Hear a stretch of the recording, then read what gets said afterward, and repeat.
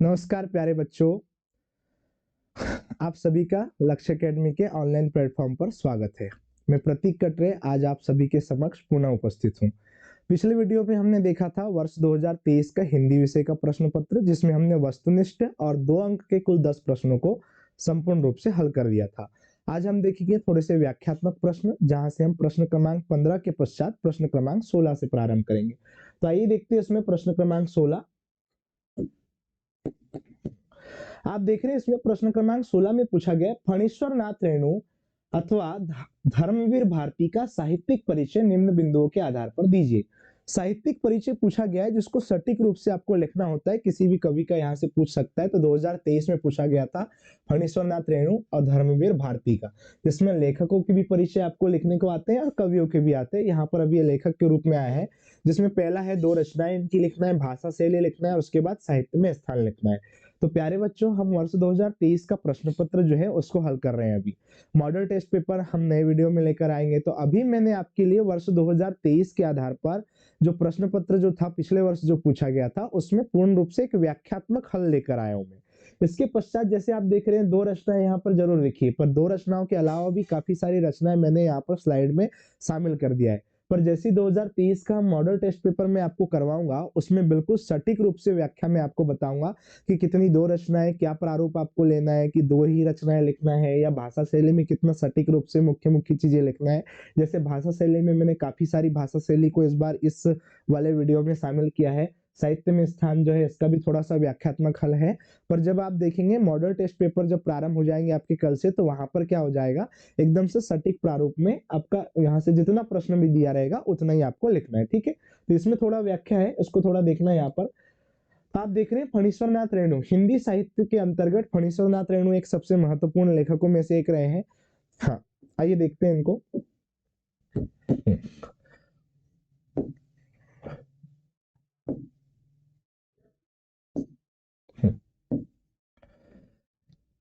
हिंदी साहित्य में आंचलिक विधा को जन्म देने वाले कलम के जादूगर फणीश्वर नाथ रेणु का जन्म 4 मार्च 1921 को बिहार प्रांत में हुआ।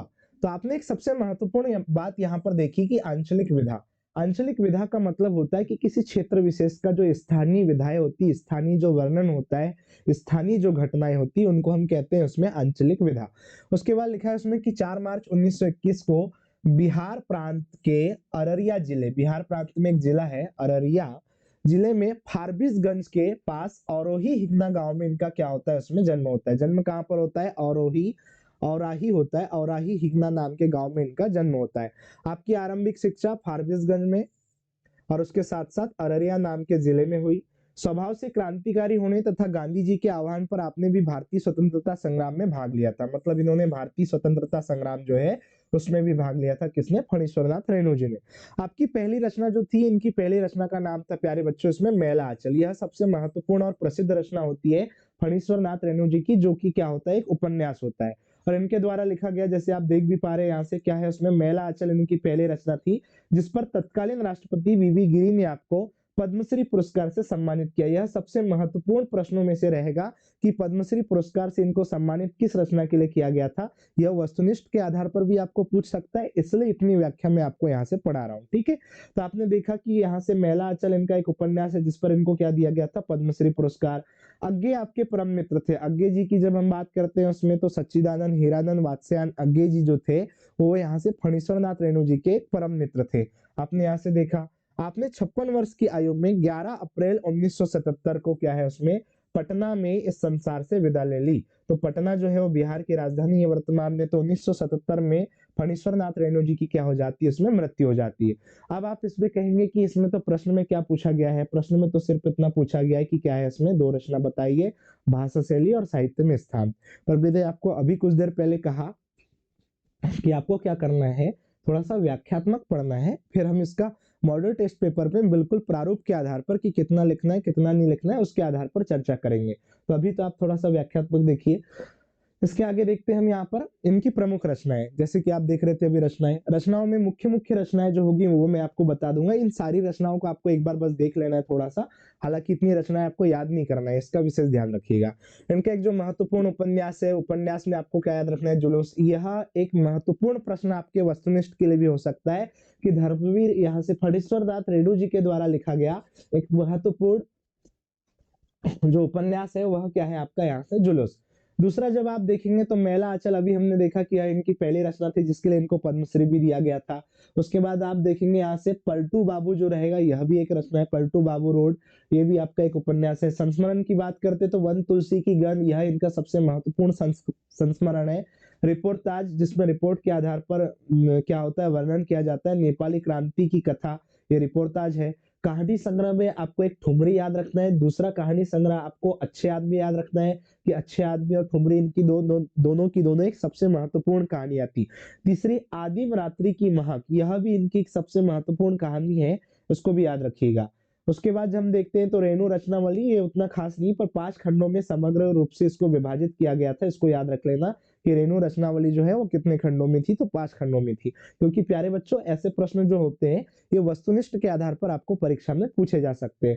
प्रसिद्ध कहानी तबले, यहाँ पर जब आप देखेंगे प्रसिद्ध कहानी है तबे एकला चलो रे, तो यहाँ पर जब आप देखेंगे कि तबे एकला चलो रे यह इनकी प्रसिद्ध कहानी है।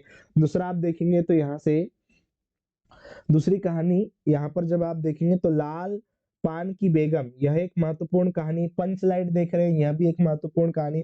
पंचलाइट इनकी प्रसिद्ध कहानियों में से एक कहानी है, तो इसे अवश्य याद रखिएगा कि पंचलाइट के रचयिता या लेखक कौन थे, तो हमारे फणीश्वर दास रेणु।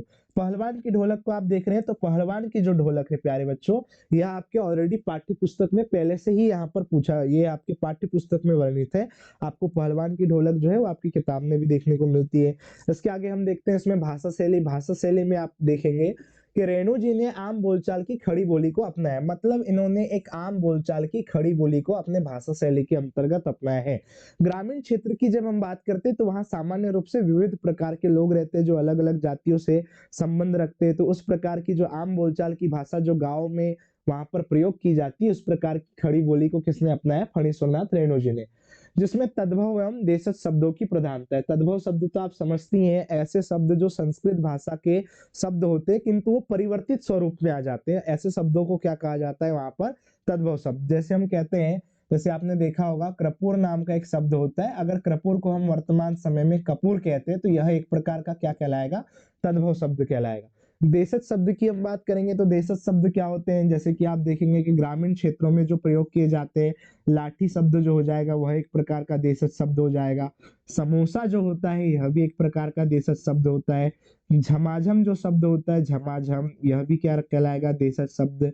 टनाटन जो शब्द होता है यह भी देशज शब्द है। इस प्रकार के शब्द हमारे क्या कहलाते हैं, देशज। मतलब ऐसे शब्द जो किसी ग्रामीण क्षेत्र विशेष में प्रयोग किए जाते हैं और उनका प्रयोग यदि हिंदी भाषा में कर दिया जाता है तो ऐसे शब्द हमारे देशज शब्द हैं। उनका भी प्रयोग फणीश्वर नाथ रेणु जी ने क्या किया है, अपनी रचनाओं में किया है। आपकी रचनाओं के पात्र ग्रामीण एवं अशिक्षित होते थे, मतलब अभी मैंने आपको बताया कि ग्रामीण थे और ग्रामीण के साथ साथ कैसे रहेंगे, अशिक्षित होते हैं। ऐसे भी आप जानते हैं कि गांव में क्या होता है, अशिक्षा थोड़े से चरम सीमा पर होती है वहां पर।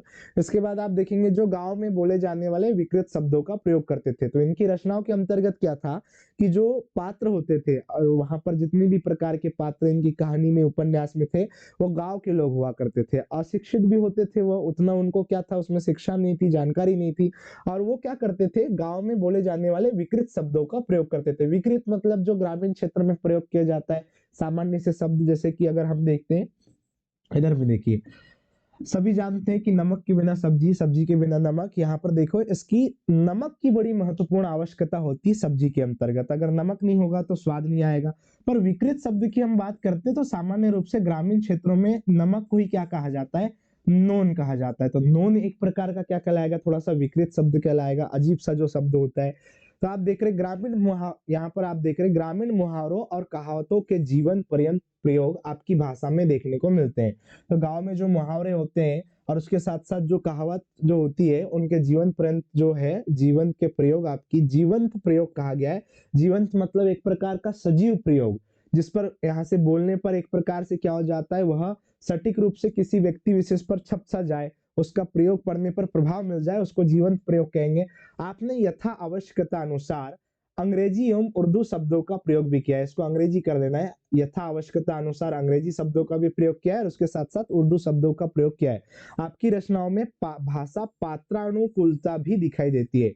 तो इनकी जो रचनाएं होती है, इनकी रचनाओं में जो भाषा होती थी वो पात्र के अनुकूल होती थी कि अगर राजा है कि अगर किसी कहानी में तो वह राजा के अनुसार ही भाषा रहेगी, अगर कोई गांव का किसान है तो उसमें किसान के हिसाब से भाषा रहेगी, तो उसमें जैसे जैसे पात्र होते थे उन्हीं के अनुसार क्या होती थी, भाषा होती थी। ऐसा नहीं होता था कि सभी की भाषा एक जैसी हो, सभी की भाषाएं क्या थी उसमें पृथक पृथक या अलग अलग हुआ करती है।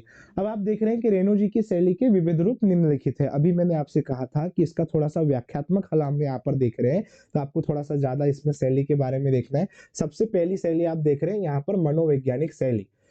मनोवैज्ञानिक शैली में आप देखेंगे पात्रों के मन में होने वाले अंतर्द्वंद को चित्रित करने के लिए, अंतर्द्वंद शब्द के ऊपर थोड़ा सा देखना है आपको, चित्रित करने के लिए इस शैली को अपनाया जाता है। तो पात्र जो होते हैं यहाँ पर किसी कहानी या उपन्यास आदि में, उन पात्रों के अंदर में जो मानसिक रूप से अंदर में जो विचार होते हैं, उनका जो अंतर्द्वंद होता है, उनके विचारों में क्या होता है, एक प्रकार से वहां पर की उथल पुथल होती है, उस अंतर्द्वंद को क्या है उसमें अपनाया जाने वाली एक शैली होती है जिसको आप मनोवैज्ञानिक शैली कहते हैं। कि जैसे कि आप देखेंगे अभी आप परीक्षा की तैयारी कर रहे हैं, परीक्षा की तैयारी के साथ क्या है आप थोड़ा सा तनाव महसूस कर रहे होंगे, तो वह आपके उसमें अच्छे नंबर आएंगे कि नहीं आएंगे, इस प्रकार के जो विचार है वो आपके अंदर एक प्रकार का अंतर्द्वंद उत्पन्न करते हैं। तो अंतर्द्वंद का मतलब होता है आपके आंतरिक विचारों में जो लड़ाई होती है वह एक प्रकार का अंतर्द्वंद हो जाएगा। यह शैली पंचलाइट कहानी में मुनरी के चरित्र में मिलती है। अभी आपने देखा कि पंचलाइट कहानी में एक मुनरी नाम की वहां पर कौन है, इसमें लड़की है, इसके चरित्र में क्या है उसमें मिलती है। तो अभी मैंने आपसे कहा था कि पंचलाइट एक प्रसिद्ध रचना है इनकी, और इस रचना को जब आप देखेंगे तो ये प्रसिद्ध रचना जो है इसमें कौन सी शैली मिलती है, मनोवैज्ञानिक। तो कई बार याद रखना कि पंचलाइट जो है इसमें मुख्य रूप से किस शैली का प्रयोग हुआ है, तो यहाँ से आपका मनोवैज्ञानिक शैली का। दूसरी शैली आप देख रहे हैं वर्णनात्मक शैली। वर्णनात्मक शैली जो होती है जिसमें वर्णन किया जाता है किसी चीज पर, अगर आप थोड़ा सा वर्णन गहन चिंतन करके वर्णन करेंगे, इस शैली का प्रयोग कथा वस्तु को स्पष्ट करने में और उसके साथ लिखा है घटनाओं व चरित्र चित्रण के विकास में किया जाता है। किसी भी प्रकार की घटनाएं, अगर गांव में कोई मेला लग रहा है तो मेला का जो वर्णन करना है, गांव में किसी प्रकार से मंदिर में अगर पूजा की जा रही है तो उस मंदिर में की जाने वाली पूजा का अगर वर्णन करना है तो वह एक प्रकार की क्या कहलाएगी, वर्णनात्मक शैली, जिसमें विभिन्न प्रकार से स्पष्ट रूप से सारा का सारा उल्लेख करना होता है। तीसरी शैली आप देख रहे हैं रिपोर्टाज शैली। रिपोर्टाज शैली के अंतर्गत याद रखना जिसमें रिपोर्ट तैयार की जाती है। रिपोर्ट का मतलब कि एक जानकारी तैयार करना। आपकी कथा शैली में रिपोर्टाज शैली का नितांत मौलिक प्रयोग है। मौलिक प्रयोग मतलब रिपोर्टाज शैली का भी प्रयोग इनके यहाँ पर देखने को मिलेगा। मौलिक प्रयोग है किसी स्थान विशेष या घटना को रिपोर्टाज के रूप में लिखा जाता है। मैंने अभी आपको कहा कि किसी भी प्रकार की जो घटना होगी या विशेष प्रकार का जो चीज होता है किसी भी क्षेत्र में, चाहे वो गांव में हो शहर में हो, उस पर जो एक रिपोर्ट तैयार की जाती है कि वहां किस प्रकार से गतिविधियां घटित हुई है, क्या क्या चीजें हुई है, उसी को हम क्या कहते हैं उसमें रिपोर्टाज। तो किसी स्थान विशेष पर घटना को रिपोर्टाज के रूप में लिखा जाता है। यह सबसे महत्वपूर्ण यहाँ पर लाइन है, इसके ऊपर थोड़ा सा आप अच्छे से फोकस कीजिएगा कि स्थान विशेष पर या जो घटना है उसको रिपोर्टाज के रूप में लिखा जाता है, मतलब एक प्रकार की रिपोर्ट तैयार की जाती है। दूसरा आप देख रहे हैं भावात्मक शैली। भावात्मक शैली का मतलब ये होता है कि जहां पर विभिन्न प्रकार के ग्रामीण अंचल या क्षेत्र में रहने वाले लोगों के भाव जो थे, उनकी जो समस्याएं थी, उनके विभिन्न प्रकार के जो दुख थे, उनको भी आपने अपने काव्य रचनाओं में शामिल किया है। तो इसमें देखते हैं हम इसमें कि भावात्मक जो शैली होती है, यहाँ से देखिएगा कि आप मानव जीवन में संबंधित विभिन्न भावनाओं की, विभिन्न प्रकार की जो भावनाएं हैं उनकी सशक्त अभिव्यक्ति में पूर्ण सफल रहे हैं। तो मानव के जीवन में जो विभिन्न प्रकार की भावनाएं रही है, जहां पर दुख हो, सुख हो, प्रेम हो, विभिन्न प्रकार की भावनाएं, उनको भी इन्होंने अपनी रचनाओं में प्रदर्शित किया है। उसके आगे उसके आगे आप देख रहे हैं हास्य व्यंग्यात्मक शैली, जिसमें हास्य जीवन का क्या है उसमें कि विनोद का जीवन जो होता है। हाँ, इसमें जब आप देखेंगे तो ये लिखा है हास्य व्यंग्यात्मक शैली। ग्रामीण जीवन की विषमताओं, रूढ़िवादिताओं, उसके बाद लिखा है वर्गगत वैमनस्य, मतलब अलग अलग प्रकार के जो मानव होते हैं उसको वर्गगत वैमनस्य कहेंगे। विषमता का मतलब तो समझते हैं, ग्रामीण क्षेत्र में प्रत्येक व्यक्ति अपने अपने हिसाब से जीवन जीता है, वो एक प्रकार की विषमता है। यहाँ पर लिखा है रूढ़िवादिता, मतलब कुछ ऐसी क्या होती है उसमें प्रचलन होता है जो सदियों से चलते आता है, तो वो सदियों से चलने वाला एक प्रकार की जो चीजें है वो रूढ़िवादिता कहलाती है। वर्गगत वैमनस्य की हम बात करते हैं तो अलग अलग वर्ग के जो लोग होते हैं, अलग अलग जाति के समूह के जो वर्ग के जो लोग होते हैं, उनके द्वारा मानव का जो जीवन है उसको वैमनस्य बताया गया है कि अलग अलग होता है आदि पर व्यंग करते हुए इस शैली को अपनाया जाता है। यह शैली पंचलाइट कहानी में गांव के दो गुटों में परिलक्षित है। तो यह भी शैली कौन सी कहानी में देखने को मिलेगी आपको? पंचलाइट नाम की कहानी में। तो एक सबसे महत्वपूर्ण बात आप यहाँ से याद रख लीजिएगा, और वह महत्वपूर्ण बात क्या है इसमें कि यह पंचलाइट नाम की जो कहानी है इसमें कौन सी शैली है? मनोवैज्ञानिक शैली। और उसके साथ याद रखना कि दूसरी और एक जो पंचलाइट आपके यहाँ से देख रहे कहानी, इसमें और एक कौन सी थी? हास्य व्यंग्यात्मक शैली। यह महत्वपूर्ण दो शैली का प्रयोग ये पंचलाइट नाम की कहानी में हुआ है। बाकी इसमें वर्णनात्मक शैली मतलब जिसमें वर्णन किया जाए किसी चीज का। रिपोर्टाज मतलब रिपोर्ट के आधार पर चीजें बताई जाएगी। भावात्मक शैली मतलब जहां पर विभिन्न प्रकार के भावों का उल्लेख होगा। इसके आगे आप देखेंगे, हाँ, साहित्य में स्थान। साहित्य में स्थान को जब आप देखते हैं तो रेणु जी जो थे वो विभिन्न प्रकार से यहाँ पर जब आप देखते हैं तो रेणु जी हिंदी साहित्य में आंचलिक विधा को, रेणु जी ने हिंदी साहित्य में आंचलिक विधा को जन्म दिया। रेणु जी के बारे में अभी मैंने आपसे कहा कि आंचलिक विधा का मतलब ये होता है कि किसी ग्रामीण क्षेत्र विशेष की जो एक स्थानीय जो विभिन्न प्रकार की समस्याएं घटनाएं थी उनके आधार पर रचनाएं किसने की है? फणीश्वर नाथ रेणु के द्वारा की गई है। तो वही आपको कहा गया है उसमें आंचलिक विधा को जन्म दिया। उसके बाद लिखा है निम्न वर्ग के दीनहीन। यहाँ पर दीन के बारे में थोड़ा सा देख लेना। दीन इस प्रकार से नहीं, यहाँ पर जो दीन बताया गया है वो ये है, दीन का मतलब एक प्रकार का गरीब व्यक्ति जो होता है वह क्या कहलाएगा? आपका दीन कहलाएगा। तो निम्न वर्ग के दीनहीन, दलित और शोषित ग्रामीण जनों को साहित्य रचना का विषय बनाया। तो जो ग्रामीण क्षेत्र में दलित लोग होते हैं, उसके बाद दीन होते हैं, हीन होते हैं, शोषित जो होते हैं, उन ग्रामीण जनों को साहित्य रचना का विषय इनके द्वारा बनाया गया है। मतलब मूलतः जो रचनाएं की गई है वो गांव के आधार पर ही की गई कि गांव में क्या क्या समस्याएं हैं। हिंदी साहित्य में आपके साहित्यिक योगदान को लिए आप सदैव याद रखी जाएगा। वो तो प्रत्येक कवि या जो लेखक होते हैं वो तो प्रत्येक रूप से क्या होते हैं, उनका हिंदी साहित्य में जो योगदान होता है उसके लिए उनको तो हम याद रखते ही रखते हैं। तो ये रहे आपके फणीश्वर नाथ रेणु जी। तो यहाँ पर मैं आपको पुनः यही बताना चाह रहा हूँ कि आपको जो प्रश्न पूछा गया है, प्रश्न में क्या पूछा गया है, प्रश्न के अंतर्गत जब आप देखेंगे तो इसमें सिर्फ इतना पूछा गया है कि क्या लिखना है इसमें? दो रचनाएं, उसके बाद भाषा शैली और साहित्य में स्थान। पर मैं आपको इसमें थोड़ी सी चीजें व्याख्यात्मक क्यों बता रहा हूँ, उसका सबसे महत्वपूर्ण कारण यह है क्योंकि आपकी अभी परीक्षा होने वाली है। यहाँ से अभी हमको क्या देखने मिला कि मेला आंचल जो है यह इनका पहला क्या था? उपन्यास। यही प्रश्न यदि आपको वस्तुनिष्ठ में आ जाता तो वस्तुनिष्ठ के आधार के अगर हम देखते तो इतना व्याख्या हम पढ़ते ही नहीं है। इसलिए थोड़ा सा याद रखिएगा कि अभी आपको व्याख्यात्मक चलेगा। मॉडल टेस्ट पेपर के अंतर्गत हम आपको प्रारूप के प्रारूप पे जितना प्रश्न आएगा उतना कैसे लिखेंगे वो सारी चीजें हम पढ़ा देंगे। ठीक है, देखिए जीवन परिचय देख लिया था, इसमें रचनाएं हमने इतनी सारी देखी यहाँ पर। उसके बाद शैली और शैली के बाद साहित्य में स्थान। दूसरा देखते हैं इसके पश्चात अथवा में जो प्रश्न था धर्मवीर भारती जी का, गुनाहों के देवता इनकी महत्वपूर्ण रचनाओं में रही है वो। देखिए धर्मवीर भारती का जन्म जो है इलाहाबाद, प्रयागराज हो गया अब इसका नवीनतम नाम, पहले इसको इलाहाबाद के नाम से जानते थे। प्रयागराज शहर के अतरसुइया, उसको याद रखना है, अतरसुइया मोहल्ले में 25 दिसंबर 1926 को एक कायस्थ परिवार में हुआ। कायस्थ परिवार का मतलब एक हिंदू धर्म की एक श्रेणी होती है जिसको हम क्या कहते हैं उसमें? कायस्थ। कायस्थ परिवार में हुआ। आपके पिता का नाम चिरंजीव लाल वर्मा, माता का नाम चंदा देवी था।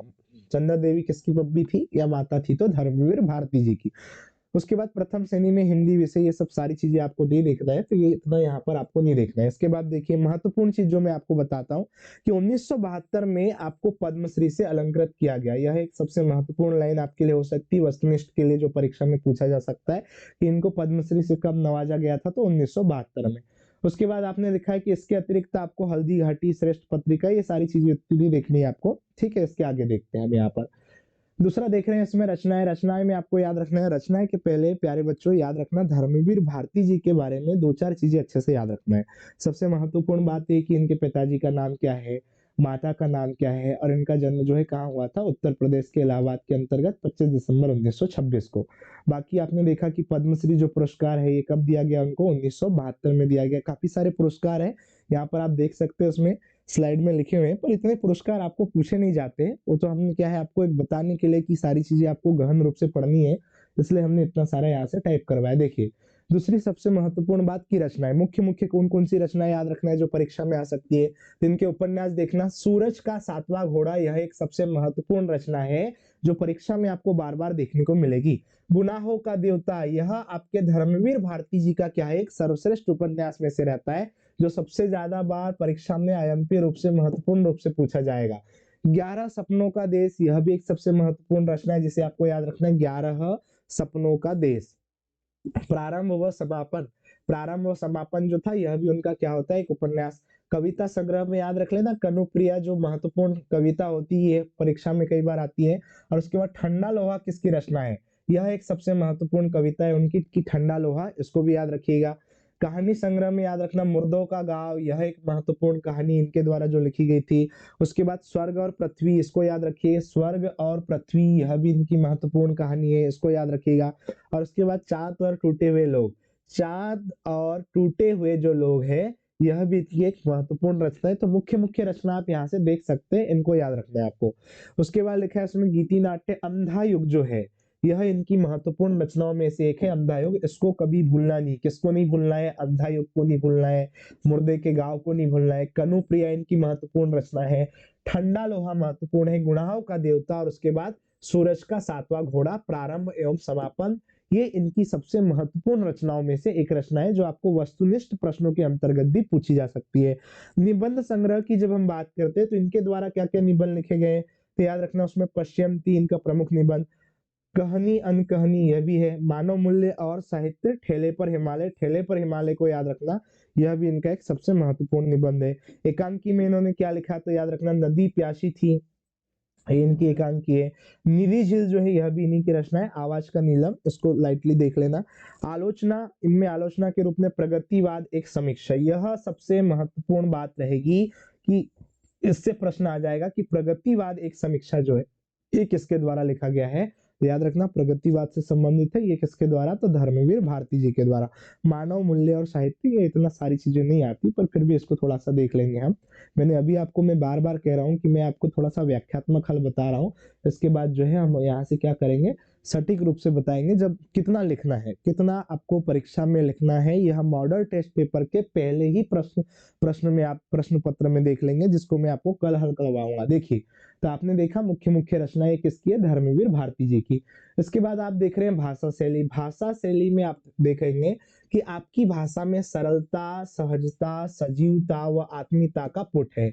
एक महत्वपूर्ण बात याद रखिए प्यारे बच्चों की जितने भी लगभग लेखक जो हुआ करते थे प्राचीन समय से संबंधित, उन सभी की जो भाषाएं थी लगभग अधिकांशतः लेखकों की जो भाषा है वह ऐसी भाषा का प्रयोग करते थे जिसमें ग्रामीण क्षेत्र के जो लोग थे, क्योंकि उस समय पर गरीबी एक चरम सीमा पर हुआ करती थी, उतना ज्यादा शिक्षा का प्रसार नहीं था, लोग अशिक्षित हुआ करते थे, तो उनकी मौलिक भाषाओं में जो उनकी मौलिक समझ होती लोगों की, उन्हीं समझ के आधार पर विभिन्न प्रकार की रचनाएं की जाती थी, जिससे क्या होते थे लोग उस रचनाओं का जो भाव है, उसका जो अर्थ है कि रचना किस लिए की गई है उसको समझ सके। तो इसके बारे में याद रखना है आपको कि सरलता, सहजता, सजीवता, आत्मीयता का मतलब होता है कि किसी चीज के प्रति जो लगाव होता है वह एक प्रकार का क्या कहलाएगा, आत्मीयता कहलाएगा।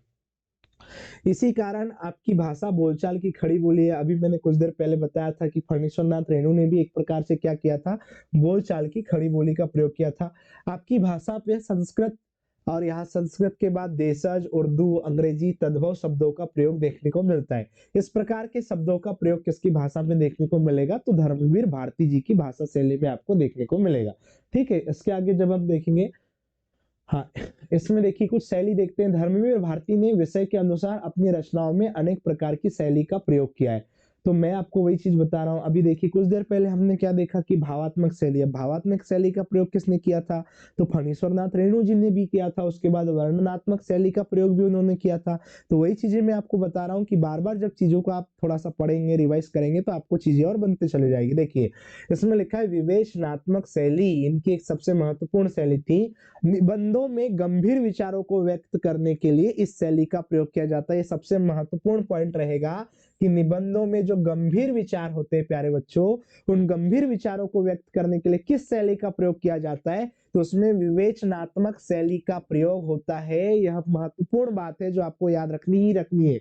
इसके बाद आप देख रहे हैं भावात्मक शैली होता है, इसमें संस्कृत शब्दों का भी प्रयोग होता है, इसको भी याद रख लीजिएगा कि विवेचनात्मक जो शैली होगी इसमें कैसे शब्दों का प्रयोग होगा, तो संस्कृत के शब्दों का प्रयोग भी आपको विवेचनात्मक शैली में देखने को मिलेगा। दूसरी शैली आप देख रहे हैं भावात्मक शैली। भारती जी मूलतः कवि थे, तो ये जो आपके धर्मवीर भारती थे, ये मुख्य रूप से क्या थे, आपके कवि ही थे। यहाँ पर जब आप देखेंगे, अतः इनका कवि हृदय इनकी दोपहरी गद्य रचनाओं में भी मुखर हुआ है। तो इनकी जो विभिन्न प्रकार की रचनाएं थी, जिसमें विभिन्न प्रकार के एक ही रचना में अलग अलग प्रकार के जो भाव शामिल थे, उनमें भी गद्य रचनाओं में भी क्या होता है, कवियों का भाव वहां पर प्रस्तुत कर दिया गया था। मतलब जो गद्य की रचना हुआ करती है, उनमें भी क्या होते हैं, यहाँ से क्या थी, उसमें गद्य की रचनाओं के अंतर्गत जब आप देखेंगे तो वहां पर भी कवि वाले भाव थे।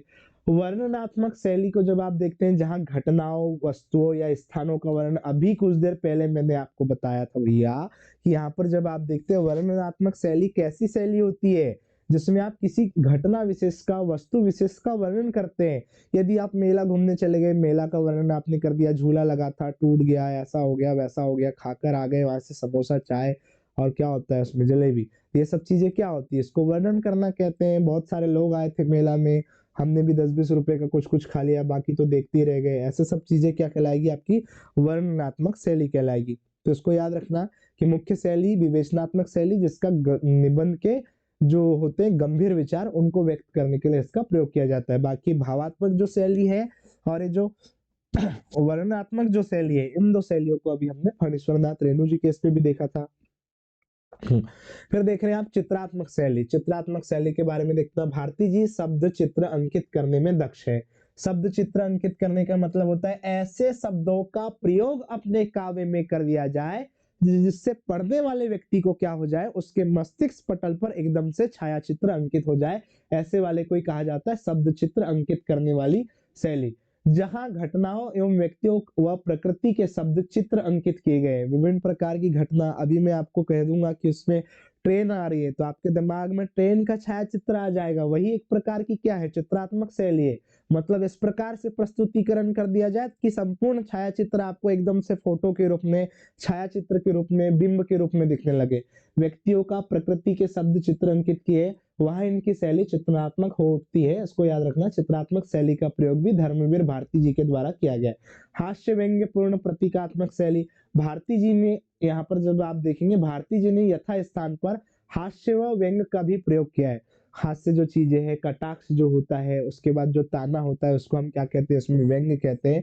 तो हास्य के साथ साथ उसमें व्यंग्य पूर्ण प्रतीकात्मक शैली का प्रयोग इन्होंने किया है। उनके निबंधों व आलोचनाओं में इस शैली का प्रयोग हुआ है। इनका क्या जब आप देखेंगे तो किसमें किया है, इन्होंने निबंध रचनाओं में और आलोचनाओं में इस शैली का प्रयोग इन्होंने किया है। उसके बाद आप देखेंगे मनोवैज्ञानिक शैली। मनोवैज्ञानिक शैली का मतलब ही यह होता है कि मस्तिष्क को पढ़ने वाली शैली, आपके विचारों को पढ़ने वाली शैली। तो आप देखिए मन के भावों तथा पात्रों के मन में उत्पन्न अंतर्द्वंद चित्रित करने के लिए इस शैली का प्रयोग किया जाता है। अभी मैंने कुछ देर पहले आपको बताया कि मन के भाव को पढ़ने वाली शैली ही क्या होती है, आपकी इसमें मनोवैज्ञानिक शैली होती है। तो मन के भाव और पात्रों के मन में उत्पन्न क्या होता है, अंतर्द्वंद, मतलब विभिन्न प्रकार की जो विचारशीलता होती है उसको प्रकट करने वाली शैली आपकी मनोवैज्ञानिक शैली होती है। इस शैली का प्रयोग किया है। यह शैली आपकी कहानी और कहानी के साथ साथ उपन्यासों में मिलती है। तो इनकी कहानी और उपन्यास में कौन सी शैली मिलेगी, तो मनोवैज्ञानिक शैली का प्रयोग हुआ है। जबकि निबंध एवं आलोचनाओं की हम बात करते हैं तो वहां पर हास्य व्यंग्यात्मक शैली का प्रयोग हुआ है। इसको भी अच्छे से याद रखना है। इसके आगे देखेंगे साहित्य में क्या स्थान रहा है धर्मवीर भारती जी का। धर्मवीर भारती कवि होने के साथ कथाकार थे, मतलब कहानी लिखने वाले व्यक्ति भी थे वो। कथाकार का मतलब ही होता है कहानी, तो याद रखना उसमें कथाकार, कथाकार के साथ क्या थे वो, निबंधकार थे, एकांकीकार भी थे, आलोचक जो थे, मतलब समस्याओं पर कटाक्ष करते थे, आलोचना करते थे। निरक्षीर विवेकी, मतलब क्या थे, उसमें मिले जुले एक व्यक्तित्व के धनी व्यक्ति थे वो। निरक्षीर विवेकी संपादक थे, तो वो क्या थे, उसमें संपादक का भी काम किया इन्होंने पत्र पत्र के अंतर्गत। आपके द्वारा संपादित पत्रिका धर्मयोग श्री एक किंवदंती थी। यहाँ पर जब आप देखेंगे तो धर्मयोग जो श्री है, यह एक प्रकार की क्या थी, इसमें एक किंवदंती थी जिसमें सब कुछ उत्कृष्ट था। बहुत अच्छा लिखा इन्होंने। आपके प्रसिद्ध उपन्यास सूरज का सातवां यहाँ से घोड़ा, तो इसको याद रखना है। इनका सबसे प्रसिद्ध उपन्यास अभी मैंने कहा कौन सा था, सूरज का सातवां घोड़ा। कुछ देर पहले भी हमने इसको देखा कि सूरज का जो सातवां घोड़ा है ये किसका उपन्यास था, तो धर्मवीर भारती का था। इसमें याद रखना वस्तुनिष्ठ जो प्रश्न होते हैं उसमें आपको ऐसा पूछा जाएगा। ऐसे बच्चे जो एकदम से नालायक होते हैं, 1 साल तक बिल्कुल भी पढ़ाई नहीं करते, लास्ट लास्ट में थोड़ा थोड़ा पढ़ते हैं, अंदर अंदर में उनको अजीब अजीब सा फील होता है, वैसे वाले बच्चे क्या करेंगे, अगर वस्तुनिष्ठ भी पढ़कर जाएंगे तो आराम से पास हो जाएंगे। पर आपको सिर्फ पास थोड़ी होना है। इसमें देखिए, तो यहाँ पर जब आप देखेंगे तो सूरज का जो सातवां घोड़ा पर श्याम बेनेगल ने फिल्म बनाई थी। श्याम बेनेगल वो व्यक्ति थे जिन्होंने धर्मवीर भारती के इस उपन्यास पर क्या किया था, फिल्म बनाने का काम किया था। गुनाहों के देवता की जब हम बात करते हैं तो याद रखना गुनाहों का देवता एक सदाबहार रचना है जो हिंदी की सबसे अधिक बिकने वाली 5 पुस्तकों में से एक है। मतलब जो हिंदी में बिकने वाली 5 सबसे महत्वपूर्ण पुस्तकें थी उनमें से एक कौन थी, गुनाहों का देवता। उसके बाद आपने देखना है कि आपकी रचनाओं के लिए हिंदी साहित्य सदैव आपका आभारी रहेगा। हम जैसे हिंदी के शिक्षक जो है इनकी रचनाओं के लिए सदैव इनके आभारी रहेंगे, कवियों के, लेखकों के, इन्होंने क्या किया, विभिन्न प्रकार के साहित्य की रचना की है और हमें विभिन्न प्रकार की जानकारी उससे प्राप्त होती है। प्रश्न क्रमांक 17 देखते हैं हम। हाँ, प्रश्न क्रमांक 17 के पहले थोड़ा सा देखिए, आज हमने इसमें क्या देखा, प्रश्न क्रमांक 16। प्रश्न क्रमांक 16 के अंतर्गत यहाँ से 2 लेखकों का सामान्य साहित्यिक परिचय आपसे पूछा गया, जिसमें 2 रचनाएं थी, भाषा शैली थी और साहित्य में उनका स्थान था। पर हमने उसकी काफी व्याख्यात्मक हल आपको बताया जिससे आपका वस्तुनिष्ठ प्रश्न भी बन जाए, छोटे वाले अगर 2-2 अंक के जो प्रश्न होते हैं वो अगर पूछा जाए तो वो भी बन जाए। तो मैं आपसे कहना चाह रहा हूँ कि इतना सारा आपको वहां पर नहीं लिखना है, मुख्य रूप से रचनाओं को लिखना है, साहित्य में जो स्थान लिखना है, और ये सारी गतिविधियां मैं आपको मॉडल टेस्ट पेपर में करवाऊंगा। तो ऐसा मत सोचिएगा कि इतना सारा लिखना पड़ेगा सर, ऐसा नहीं लिखना है बेटा। इसमें देखो, तो प्रश्न क्रमांक 17 को जब हम देखते हैं तो यहाँ पर देखना क्या लिखा हुआ है इसमें प्रश्न क्रमांक 17 में। यह भी आपका 3 अंक का ही प्रश्न था, 3 अंक में पूछा गया था, ये याद रखिएगा। इसमें देखिए प्रश्न क्रमांक 17 भाव विस्तार कीजिए। किसका भाव विस्तार करना है, जननी और जन्मभूमि स्वर्ग से महान होती है। यह बात तो आप सभी जानते हैं कि जो जननी होती है मतलब आपकी मम्मी, मदर, आपकी माता जो है, और उसके बाद लिखा है उसमें जन्मभूमि, मतलब जहां पर आपने क्या लिखा लिया है, जन्म लिया है। आपने जन्म कहाँ लिया है, भारत देश में जन्म लिया है, एक महान देश है यह तो। ठीक है, तो इसके बारे में थोड़ा सा देखिए, मैं आपको बताता हूँ कुछ चीजें, देखना यहाँ से। देखो, एक और जब हम बात करते हैं यहाँ पर, यहाँ से देखना, एक और जब हम बात करेंगे इसमें क्या होता है, यहाँ से जननी, और जननी के बाद दूसरी और बात करते हैं इसमें, हम इसको क्या कहेंगे उसमें, जन्मभूमि। इसके बारे में देखना, जननी मतलब जिन्होंने हमको क्या दिया, जन्म दिया, जैसे कि माँ। माँ के बिना जीवन ही अधूरा है। सबसे पहली बात तो उत्पत्ति ही अधूरी हो जाएगी। एक मिनट रुकिए, हाँ दिख तो रहा है शायद क्लियर आपको।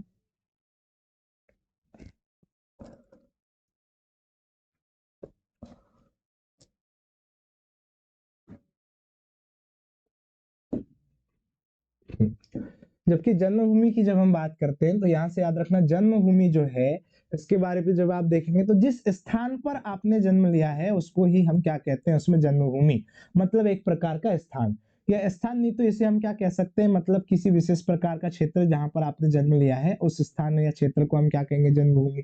तो इसके बारे में आपको क्या याद रखना है कि जननी का मतलब ही है कि इनके बिना आपके जीवन की कल्पना नहीं हो सकती, क्योंकि जन्म किसने दिया है, आपको माँ ने दिया है। ईश्वर के पश्चात अगर कोई पूजनीय है इस संसार में तो वह कौन होती है प्यारे बच्चों, आपकी माँ होती है, हमारी माँ होती है। जन्मभूमि क्या होता है कि जिस स्थान पर हमने जन्म लिया है, हमारा जो संपूर्ण जीवन होता है वो जननी और जन्मभूमि दोनों पर निर्भर होता है। कैसे निर्भर होता है, क्योंकि जननी के द्वारा ही हमें प्रत्येक मार्ग की क्या होती है उसमें, वहां से विभिन्न प्रकार की कि जीवन में कैसे आपको रहना है, कैसे यहाँ से जीवन जीना है, ये सभी प्रकार की चीजों को हमें कौन बताता है, हमारी माँ बताती है। और उसके पश्चात जन्मभूमि की जब हम बात करते हैं तो हम जब भोजन जो खाते हैं, जो हमें फल खाते हैं, हम विभिन्न प्रकार के जो अनाज हम खाते हैं, अपना जो जीवन व्यतीत करते हैं, घरों में जो रहते हैं, वो सारा का सारा हम किसके ऊपर रहते हैं, धरती के ऊपर रहते हैं। धरती ही हमारी एक प्रकार की क्या है, जन्मभूमि है। तो सबसे महत्वपूर्ण स्थान होता है किसका, जननी का, और जननी के साथ साथ किसका उसमें, जन्मभूमि का। तो इसलिए इनको दोनों को क्या कहा गया है, उसमें सर्वश्रेष्ठ कहा गया है। तो वही चीज आपको यहाँ पर दिखा है, थोड़ा सा इसको हम देखते हैं। इसके भाव विस्तार में क्या देखिए, इस संसार में जन्म देने वाली जननी माँ होती है। बिल्कुल यही बात मैंने अभी आपको बताई कि जन्म देने वाली क्या होती है, जननी माँ होती है, आपकी मम्मी होती है। और संसार में आने के पश्चात पालन पोषण करने वाली जन्मभूमि। बिल्कुल सही, पालन पोषण कौन करता है? अनाज जो प्राप्त होता है वो कहाँ से प्राप्त होता है? हमें जन्मभूमि से प्राप्त होता है। तो इस पे पालन पोषण करने वाली कौन होती है? जन्मभूमि होती है। इसको अच्छे से याद रखिएगा। दूसरा हम देखते हैं यहाँ पर, इस प्रकार जननी और जन्मभूमि सबसे सर्वश्रेष्ठ होती है या सबसे श्रेष्ठ होती है। इसको याद रखना है कि सबसे श्रेष्ठ कौन है? जननी भी है और साथ ही कौन है? जन्मभूमि भी है। इन दोनों के बिना मनुष्य का जीवन जो है या मनुष्य का जन्म तथा जीवन संभव नहीं है। बिल्कुल, जब मम्मी ही नहीं होगी तो जीवन कैसे हो जाएगा वहां से? बिल्कुल भी नहीं हो पाएगा। जन्म कौन देगा? मम्मी जन्म देगी, तभी तो क्या होगा? तो जननी के द्वारा जन्म देने पर ही तो आप इस संसार में आएंगे। और जीवन कैसे हो जाएगा? असंभव हो जाएगा अगर जननी ना हो और उसके साथ साथ यहाँ पर जन्मभूमि ना हो। ईश्वर के बाद जननी ही पूज्य है। जननी मतलब आपकी जो मम्मी है या माता जो होती है वही क्या होती है? ईश्वर के पश्चात पूजनीय होती है। ये आपको बात याद रखना है कि पूजनीय और श्रद्धेय होती है। हम जन्मभूमि पर निवास करते हैं, बिल्कुल सही बात है ये कि जन्मभूमि पर निवास करते हैं। उसी के अन्न फल दूध आदि से हमारा शरीर पुष्ट होता है। अभी मैंने आपको बताया कि कृषि या जो अनाज होता है वो हमें कहाँ से प्राप्त होता है? खाने के लिए। जीवन का जो हम निर्वाह करते हैं, जो जीवन जीते हैं, वो कहाँ से प्राप्त होगा? वो जन्मभूमि से प्राप्त होता है। तो उससे हमें अन्न फल और दूध आदि से हमारा शरीर जो होता है वो कैसे होता है? पुष्ट होता है। इसी कारण से जननी और जन्मभूमि को क्या बताया गया है? उसमें स्वर्ग से भी श्रेष्ठ बताया गया। हमें जीवन जीने के लिए स्वर्ग की आवश्यकता नहीं है। हमें जीवन जीने के लिए एक प्यारा सा जन्मभूमि चाहिए जहां पर हम आराम से अपने विभिन्न प्रकार की विषम परिस्थितियों में भी जीवन जी सकते हैं। ऐसी वाला जो क्षेत्र है वो हमारा जन्मभूमि है। इसलिए जननी और जन्मभूमि जो होता है वो कैसे होते हैं? स्वर्ग से भी महान होते हैं या श्रेष्ठ होते हैं, याद रखिएगा। दूसरा प्रश्न देखते हैं हम इसमें। हाँ, ये प्रश्न क्रमांक 17 का आपका अथवा है, क्रिकेट के खेल विषय पर दो मित्रों के बीच संवाद लिखिए। क्रिकेट का जो खेल है इस पर दो मित्रों के बीच आपको क्या लिखना है? इसमें संवाद लिखना है। यह आपको 3 अंक के प्रश्न में पूछा गया था, तो इसको आप थोड़ा सा व्याख्यात्मक रूप से लिख सकते हैं। देखिए इसमें, अब इसमें क्या है, यह आपका आपके विचारों पर ही आधारित रूप से बनेगा। इसके बारे में मैं थोड़ी सी चीजें बता देता हूँ, बाकी लिखना तो आपको इसमें खुद के ही विचार थे। देखो, हम इसमें बिल्कुल एक सटीक रूप से एक पहले से ही एक प्रारूप तैयार करके ऐसे व्याख्यात्मक रूप से इसको नहीं लिखा जा सकता, क्योंकि उसमें क्या कहा गया है? देखिए कि क्रिकेट के खेल विषय पर दो मित्रों के बीच का संवाद लिखिए। तो दो मित्र जो है वो क्रिकेट के बारे में क्या जानते हैं, क्या नहीं जानते हैं। तो उसमें जरूरी नहीं है कि वो संवाद अच्छा ही हो। एक हास्यात्मक संवाद भी हो सकता है, थोड़ा सा व्याख्यात्मक हो सकता है कि क्या क्या जानकारी उन दो मित्रों के बीच में है। तो इसके बारे में याद रखना है आपको। यहाँ पर जब हम देखेंगे तो याद रखना, क्रिकेट जो होता है आप सभी जानते हैं प्यारे बच्चों कि उसमें कितने खिलाड़ी होते हैं। एक यहाँ से टीम की ओर से 11 खिलाड़ी शामिल होते हैं और दो टीमें जो होती है वो क्या करती है? इसमें क्रिकेट खेलती है। उसमें और कौन शामिल होता है? वहां पर निर्णयों को लेने के लिए कौन होते हैं? उसमें अंपायर भी शामिल होते हैं। उसके साथ क्या होता है? स्टंप भी होती है। स्टंप्स को जब हम देखेंगे यह भी होता है जिसको आप डंडे कहते हैं, 3 इधर लगे होते हैं। उसके बाद एक प्रकार का पिच होता है। पिच के बाद जब आप देखेंगे 3 डंडे इधर लगेंगे। अंपायर साहब यहाँ पर खड़े होते हैं, ये भी आप जानते हैं अच्छे से। तो ये सारी चीजें सामान्य रूप से आप यहाँ पर लिख सकते हैं। और उसके साथ क्या लिखेंगे? जैसे अगर आप थोड़ी सी क्रिकेट के बारे में जानकारी रखते हैं तो आप विराट के बारे में लिख सकते हैं कि हमने वर्ल्ड कप में देखा वो सर्वाधिक रन बनाने वाले खिलाड़ी रहे। या आप एक सामान्य चीजों पर भी लिख सकते हैं कि हमारे गांव में एक मैदान है विद्यालय के निकट ही जहां पर क्या है? क्रिकेट खेला जाता है। शाम को प्रतिदिन बच्चे क्रिकेट खेलते हैं। इस प्रकार से सामान्य अवधारणाओं पर भी आप चर्चा करके इसमें, क्योंकि सिर्फ इतना कहा गया क्रिकेट के खेल विषय पर दो मित्रों के बीच का संवाद, कि उस खेल के विषय पर क्या, उनके बारे में वह क्या जानकारी रखते हैं, उनके विचार क्या है। पर ऐसा नहीं होगा कि इसमें आप ग्रामीण अंचल के या ग्रामीण क्षेत्र के भाषा शैली का प्रयोग कर दें कि हमारे गांव में क्रिकेट खेलते हैं, वहां पर कोई लड़का है जो उम्र में बड़ा है, वो बार बार आउट होने पर भी रोंटाई खेलता है। और रोंटाई खेल खेल के वो क्या करता है? अपने छोटे छोटे जो उम्र के जो बच्चे हैं उनका शोषण करता है। वो हमेशा बैटिंग ही करते रहता है। ऐसा नहीं करना है आपको, रोंटाई वाला काम नहीं करना है। आपको क्या करना है? यहाँ पर एक प्यारा सा आप अपने विचार के आधार पर इसको लिख सकते हैं। तो इसके ऊपर हम ज्यादा समय खर्च नहीं करेंगे। इसके आगे देखते हैं दूसरा प्रश्न, इसको आप कर देना। प्रश्न क्रमांक 18 को आप देखेंगे, इसमें लिखा है निम्नलिखित अपठित पद्यांश को पढ़कर नीचे लिखे प्रश्नों के उत्तर लिखिए। मतलब यहाँ पर आपको एक अपठित पद्यांश पूछा गया है और इस अपठित पद्यांश को पढ़कर क्या करना है? आपको निम्नलिखित प्रश्नों के उत्तर देना है। अपठित पद्यांश में आप भी देख रहे हैं कितने अंक का प्रश्न है, तो यहाँ से भी आपको 3 अंक का प्रश्न पूछा गया है। इसको थोड़ा सा हम देखते हैं इसमें अपठित पद्यांश को कि क्या लिखा हुआ है इसमें अपठित पद्यांश। और आप देख रहे हैं इससे कितने प्रश्न बने हैं बच्चों? तो इसमें 3 प्रश्न है आपको। पद्यांश का शीर्षक लिखना है। मैंने आपको उसमें परिचय वाले यहाँ पर वीडियो में भी बताया था कि किसी पद्यांश का शीर्षक होता है संभवतः एक प्रश्न, पद्यांश का सार होता है यह। पद्यांश और गद्यांश दोनों के साथ इस प्रकार के प्रश्न बनते हैं। और स्वतंत्रता को कवि ने दीपक क्यों कहा है, यह चीज आपको कहाँ से पता चलेगी, उसी पद्यांश या गद्यांश के जो व्याख्यात्मक रूप से आपको दिया हुआ है इसको देखिए। घोर अंधकार हो चल रही बयार हो, आज द्वार द्वार पर यह दिया बुझे नहीं। तो यहाँ पर जो दिया है, इस दिया का अर्थ क्या होता है, तो याद रखेंगे कि इस दिया का एक अर्थ होता है जिसे हम क्या कहते हैं उसमें दीपक। तो इसको याद रखना है कि यहाँ पर इस दिया का अर्थ क्या दिया गया है, इसको दीपक दिया गया है। यह निशित का दिया ला रहा विहान है। निशित का मतलब होता है रात्रि, इसको भी हम देखते चलते हैं यहाँ पर। हाँ, इसको याद रखना, निशित का एक अर्थ क्या होता है, रात्रि होता है। इसको याद रखिए, दिया का अर्थ हमने देख लिया। यह निशित का दिया ला रहा विहान है, शक्ति का दिया हुआ शक्ति को दिया हुआ, भक्ति से दिया हुआ यह स्वतंत्रता दिया। दिया का वही अर्थ क्या है इसमें दीपक। रुक रही न नाव हो जोर का बहाव हो, आज गंगाधार पर यह दिया बुझे नहीं, यह स्वदेश का दिया प्राण के समान है। स्वदेश का जो दिया है हमारा, यह कैसा है, उसमें प्राण के समान है। तो आपने क्या देखा, उसको फिर से इसको पढ़ते, बड़ी अच्छी कविता है यह। घोर अंधकार हो चल रही बयार हो, आज द्वार द्वार पर यह दिया बुझे नहीं, यह निशीथ का दिया ला रहा विहान है, शक्ति का दिया हुआ शक्ति को दिया हुआ, भक्ति से दिया हुआ यह स्वतंत्रता दिया। रुक रही न नाव हो जोर का बहाव हो, आज गंगाधार पर यह दिया बुझे नहीं, यह स्वदेश का दिया प्राण के समान है। इस प्रकार से आप देखेंगे, बड़ी प्यारी सी कविता आपको यहाँ से अपठित पद्यांश के रूप में दी हुई है। तो सबसे महत्वपूर्ण बात तो एक बात ये आप सीख लीजिए कि इस प्रकार से जो दिया लिखा हुआ है, इस दिया का अर्थ क्या हो जाएगा आपका इसमें दीपक। और उसके बाद आपने एक और शब्द यहाँ से देखा, इस प्रकार से भी यहाँ पर दिया लिखा है, इस दिया का अर्थ क्या हो जाता है आपको देना। अब यहाँ पर आप देख रहे हैं कि पद्यांश का शीर्षक लिखिए। इस पद्यांश के शीर्षक को जब हम देखेंगे तो इसमें क्या हो जाता है कि पद्यांश का शीर्षक क्या होता है, तो घोर अंधकार हो चल रही बयार हो, इसमें देखेंगे। अब इसके प्रश्नों को हम देखते हैं। देखिए, पद्यांश का शीर्षक लिखिए। अब आप देख रहे हैं कि संपूर्ण जो पद्यांश लिखा हुआ है यह मुख्य रूप से क्या है, उसमें दिया के ऊपर है। और दिया भी कैसा है, घोर अंधकार हो चल रही बयार। बयार का मतलब क्या होता है, बयार मतलब होती है हवा।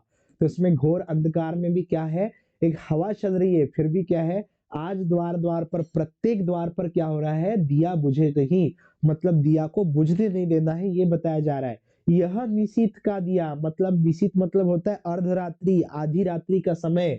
यह निशीथ का दिया ला रहा वियान है। तो यहाँ पर ला रहा क्या है, उसमें एक सफलता का मार्ग ला रहा है, स्वतंत्रता को लेकर आ रहा है। शक्ति का दिया हुआ, तो विभिन्न प्रकार की जो शक्ति है, उस शक्ति का दिया हुआ, शक्ति को दिया हुआ, भक्ति से दिया हुआ है, मतलब लोगों की भक्ति भी उस दिया के प्रति है। यह स्वतंत्रता दिया, तो यहाँ से सीधा कह दिया गया इस पंक्ति में कि यह कैसा दिया है, स्वतंत्रता दिया। मतलब यह जो पंक्ति है इसमें दिया शब्द का अभिप्राय किससे है, स्वतंत्रता से है। रुक रही न नाव हो जोर का बहाव हो, मतलब नाव नहीं रुक रही है, जोर का बहाव है। आज गंगा धार पर, गंगा की धार पर भी यह दिया नहीं बुझ रहा है, यह बताया गया है। और यह स्वदेश का दिया है, स्वदेश मतलब हमारे देश का दिया है, प्राण के समान है। कुल मिलाकर आप देखेंगे तो यह पद्यांश जो है वह एक प्रकार से स्वतंत्रता रूपी दीपक के रूप में बताया गया है कि कैसे वहां पर 1857 की जो क्रांति थी, जो अंग्रेजों के द्वारा हमारा देश क्या हो गया था उसमें, कि दूसरों के अधीन हो गया था, हमने स्वतंत्रता को किस प्रकार से लाया, कि विभिन्न प्रकार के कष्टों को सहा, हमने अपने देशभक्ति को जागृत किया। उसके साथ साथ हमने बहुत सारे ऐसे आपके वीर शहीद जो हुए, उनके माध्यम से आपको स्वतंत्रता मिली। तो अब प्रश्नों पर आते हैं कि पद्यांश का शीर्षक लिखिए। तो पद्यांश का शीर्षक क्या हो जाएगा, हाँ तो इसको याद रखना है, पद्यांश का जो शीर्षक है वो कैसा दिया है, निशीथ का दिया। इसको याद रखना, निशीथ जो हो जाएगा इसमें, निशीथ, निशीथ का मतलब रात्रि होती, तो निशीथ का जो दिया है वही आपका क्या कहलाएगा, पद्यांश का शीर्षक कहलाएगा। दिया पे याद रखना है, इस प्रकार से दिया, हाँ यह आपका पद्यांश का क्या है इसमें शीर्षक। पद्यांश का सार अभी मैंने आपको बताया प्यारे बच्चों की स्वतंत्रता के लिए जो विभिन्न प्रकार की विषम परिस्थितियों में जो प्रयास किए गए हैं कि वहां पर अनेक लोगों के द्वारा जो योगदान दिया गया है, यह इसका संपूर्ण सार है कि हमारे देश में आप ऐसा लिख सकते हैं कि हमारा देश क्या था, उसमें अंग्रेजों के अधीन हो चुका था, जहाँ पर विभिन्न प्रकार से लोगों के द्वारा, वीर शहीदों के द्वारा क्या किया गया, अपनी आजादी के लिए, स्वतंत्रता के लिए सभी में एक नव चेतना जागृत की गई, लोगों में अपनी स्वतंत्रता को प्राप्त करने के लिए एक अभिव्यक्ति प्रस्तुत की गई कि हमें स्वतंत्रता चाहिए, हमारा देश स्वतंत्र होना चाहिए। इस प्रकार के आप विचार क्या है यहाँ पर लिख सकते हैं सारांश के रूप में कि घोर अंधकार में भी और जो हवा चल रही थी फिर भी अपने द्वार द्वार पर, मतलब घोर अंधकार और चल रही बयार का मतलब ये नहीं कि बहुत ज्यादा अंधेरा था और हवा चल रही थी और हमने हर घर में जाके दिवाली के समय जैसा दीपक रख देते हैं, वैसा नहीं था। घोर अंधकार का मतलब था बहुत विषम परिस्थितियां जब हमारे देश में थी, जब हम क्या थे, अंग्रेजों के अधीन थे, तब क्या थी, उसमें चल रही बयार हो, तो अंधकार में जो बयार चलती मतलब और ज्यादा कठिन जब चीजें हो जाती है, तब भी हमने इस दिया को, दिया का मतलब होता है जो हमारे हृदय में जो एक चेतना जागृत हुई थी उसे हमने बुझने नहीं दिया। इस प्रकार का संपूर्ण सारांश है, इसको हम अभी देखते हैं। स्वतंत्रता को कवि ने दीपक क्यों कहा है? स्वतंत्रता को कवि ने दीपक की संज्ञा इसलिए दी है कि जिस प्रकार से दीपक क्या करता है, विषम परिस्थितियों में भी चलते रहता है, चलते रहता है, और एक नव चेतना का वह क्या करता है, संदेश देता है कि एक समय के पश्चात उसको जो हवा है, अंधेरा है, वह कोई नहीं पराजित कर सकता, और अंतिम में दीपक क्या है, अनवरत रूप से, लगातार रूप से क्या है, जलता चले जाता है। तो इस कारण से जो स्वतंत्रता होती है उसको कवि ने क्या कहा है, दीपक कहा है। तो इसको हम आगे देखते हैं। अभी हमने इसमें प्रश्न क्या देखा था कि पद्यांश का शीर्षक लिखिए। पद्यांश का शीर्षक आप देख रहे हैं, इसमें पद्यांश का शीर्षक क्या है, तो पद्यांश के शीर्षक में देख लेना, लिखा हुआ है निशीथ का दिया, मतलब रात्रि का दिया। सार में देखो वही चीजें है कि प्रस्तुत पद्यांश में कवि देशवासियों एवं नवयुवकों से देश की आजादी को किसी भी परिस्थिति में बनाए एवं बचाए रखने का आह्वान करता है। तो वही चीज मैंने बताया कि देश की जो आजादी होती है उसको किसी भी परिस्थिति में बनाए रखने का एवं बचाए रखने का आह्वान कौन करते हैं, आपके यहाँ से कवि करते हैं। और किससे करते हैं? वो देशवासी एवं नवयुवकों से करते हैं यह आह्वान। इसके बाद लिखा है, वह कहता है कि आजादी के प्रतिबिंब इस दीपक ने घने अंधकार में हमें स्वतंत्रता की जो लौ दिखाई है। जिस प्रकार से घने अंधकार में दीपक एक क्या होता है, उसमें प्रकाश के रूप में होता है, वह क्या करता है, प्रकाश दिखाता है, लोगों को एक नया मार्ग दिखाता है। वही चीज बताई गई है कि आजादी के इस प्रतिबिंब, यहाँ पर जब आप देखेंगे, वह कहता है कि आजादी के प्रतिबिंब इस दीपक ने घने अंधकार में हमें स्वतंत्रता की जो लौ दिखाई है वह सदैव जलती रहना चाहिए। मतलब जिस प्रकार से अंधेरे में दीपक सदैव जलते रहता है अनवरत रूप से, उसी प्रकार से क्या होना चाहिए, स्वतंत्रता की जो हमारे मन में, हृदय में जो एक क्रांति जो जागृत हुई है वह भी क्या होनी चाहिए, सदैव जलती रहनी चाहिए। कवि के अनुसार स्वतंत्रता रूपी यह दिया वास्तव में प्रत्येक देशवासी के लिए उसके प्राणों के समान अमूल्य है। तो यह स्वतंत्रता प्रत्येक देशवासी के लिए क्या थी, अमूल्य थी, एक महत्वपूर्ण हिस्सा थी उनके जीवन का। वही चीज बताया गया है। तो यह देशवासी के लिए दिया कैसे होना चाहिए, उसके प्राणों के समान अमूल्य होना चाहिए। अर्थात स्वतंत्रता ही क्या है, उसमें एक अमूल्य चीज है जो उसके प्राणों के समान होगी। तीसरा प्रश्न यहाँ पर लिखा हुआ है, स्वतंत्रता को कवि ने दीपक क्यों कहा है? तो आप देखेंगे कवि ने स्वतंत्रता को दीपक इसलिए कहा है क्योंकि स्वतंत्रता रूपी दीपक ने ही हमारे जीवन के घनघोर अंधकार को उजली हुई सुबह लाने का क्या है, कार्य किया है। घनघोर जो अंधकार है, उस घनघोर अंधकार में उजली हुई सुबह किसने लेकर आया? दीपक के तरह ही किसने लेकर आया? स्वतंत्रता को। इसलिए उन्होंने स्वतंत्रता को क्या कह दिया, दीपक। जब विभिन्न प्रकार की चीजें हुआ करती थी अंग्रेजों के द्वारा, क्या होता था कि जब लोगों का शोषण होता था, इतना अत्याचार किया जाता था, तो वो एक प्रकार से अंधकार ही था। संपूर्ण भारत के जो देशवासी क्या थे, वो अंधकार में डूबे हुए थे, और उस अंधकार में भी अगर कोई निकल कर आया तो एक स्वतंत्रता है, उनसे, उन विषम परिस्थितियों से लड़कर अगर कोई चीज आई तो वो क्या थी, उसमें स्वतंत्रता।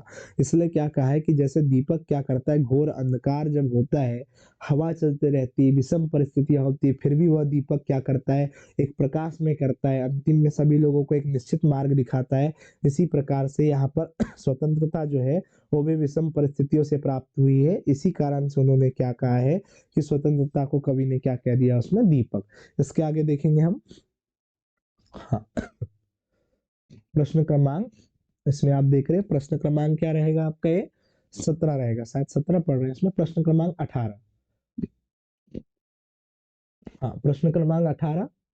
और प्रश्न क्रमांक 18 में क्या रहेगा, इसका अथवा का प्रश्न है, इसको देखते हैं।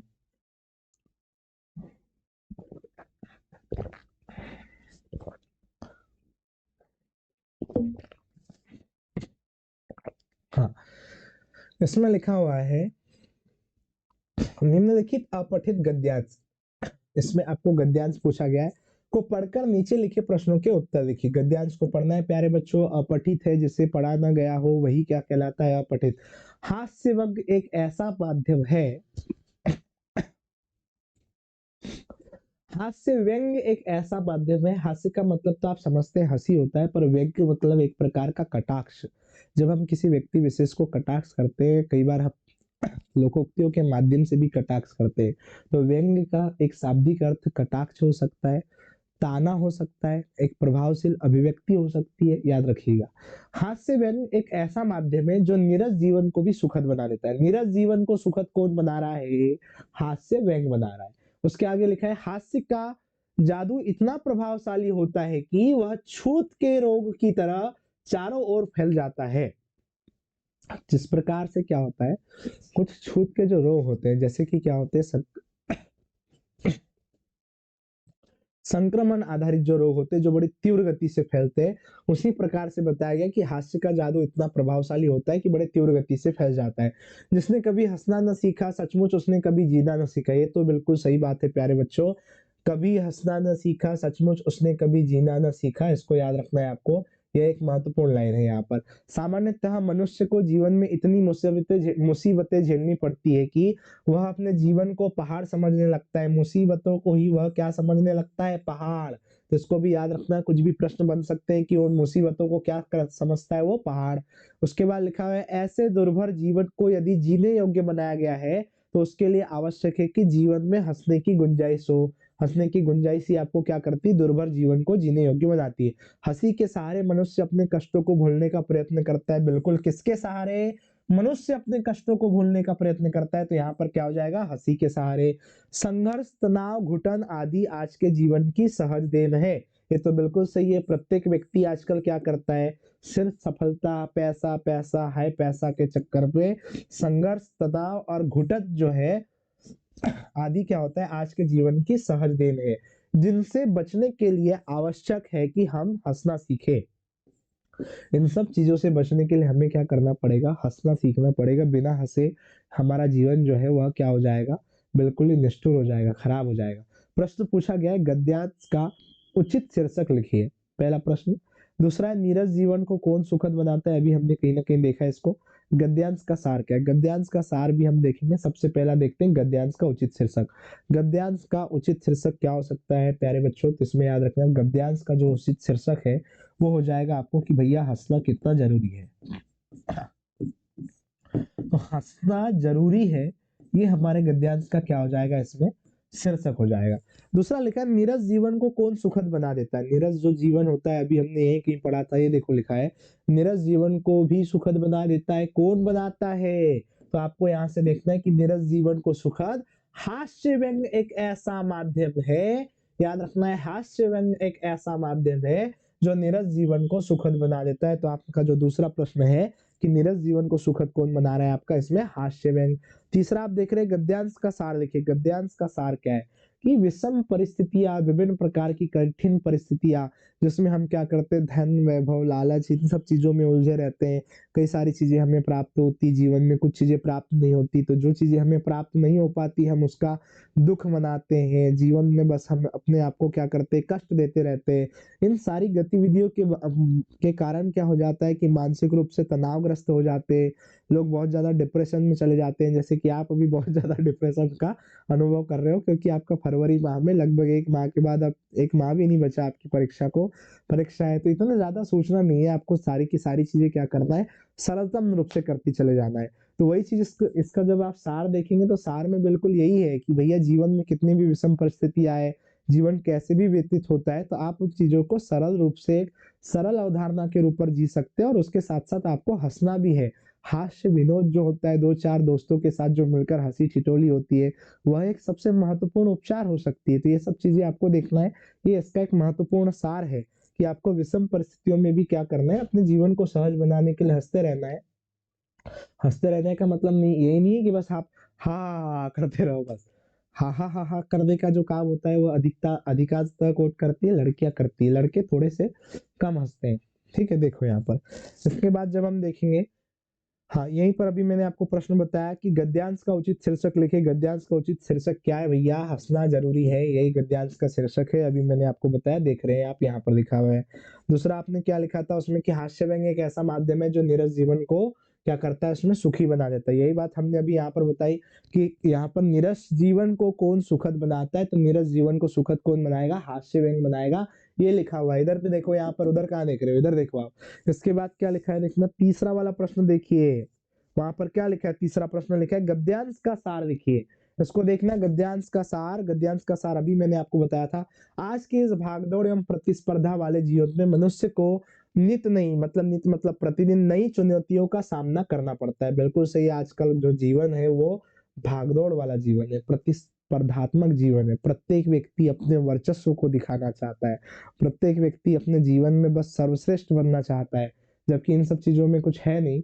नई चुनौतियों का सामना करना पड़ता है, जिसके परिणाम स्वरूप उसका चिड़चिड़ा एवं जीवन के प्रति निराश हो उठना स्वाभाविक ही है।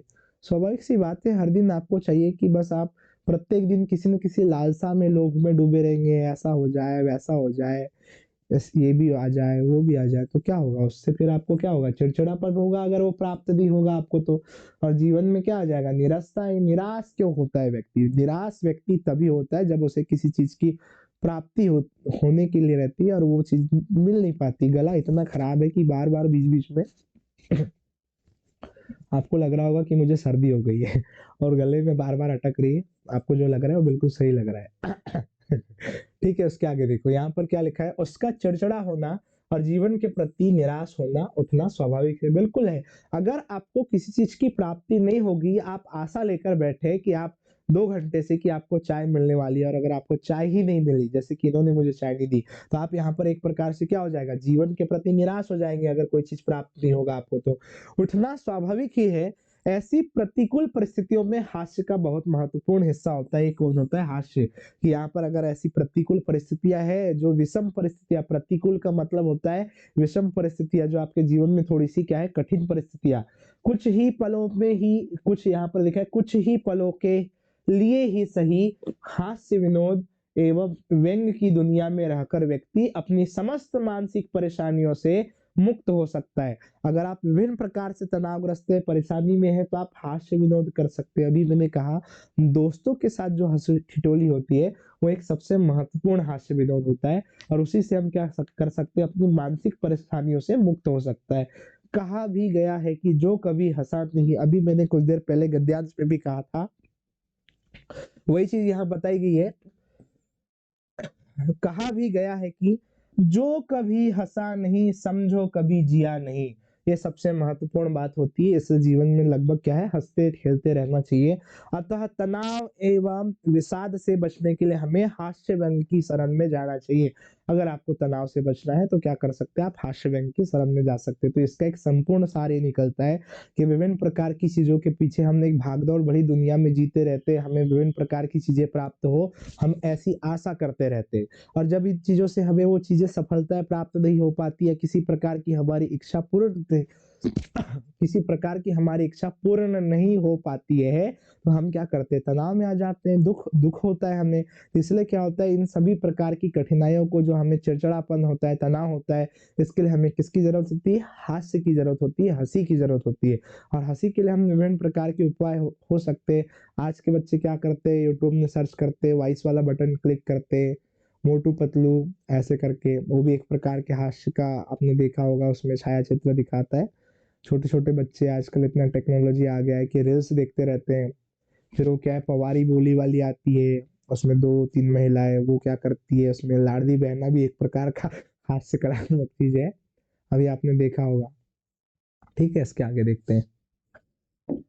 हाँ, प्रश्न क्रमांक 19, इसमें जब आप देखते हैं प्रश्न क्रमांक 19 क्या लिखा है इसमें, हरिवंश राय बच्चन अथवा तुलसीदास का काव्यगत परिचय निम्न बिंदुओं के आधार पर दीजिए। इसमें 2 रचनाएं बोली गई है, उसके बाद भाव पक्ष और कला पक्ष, ये सबसे महत्वपूर्ण होता है।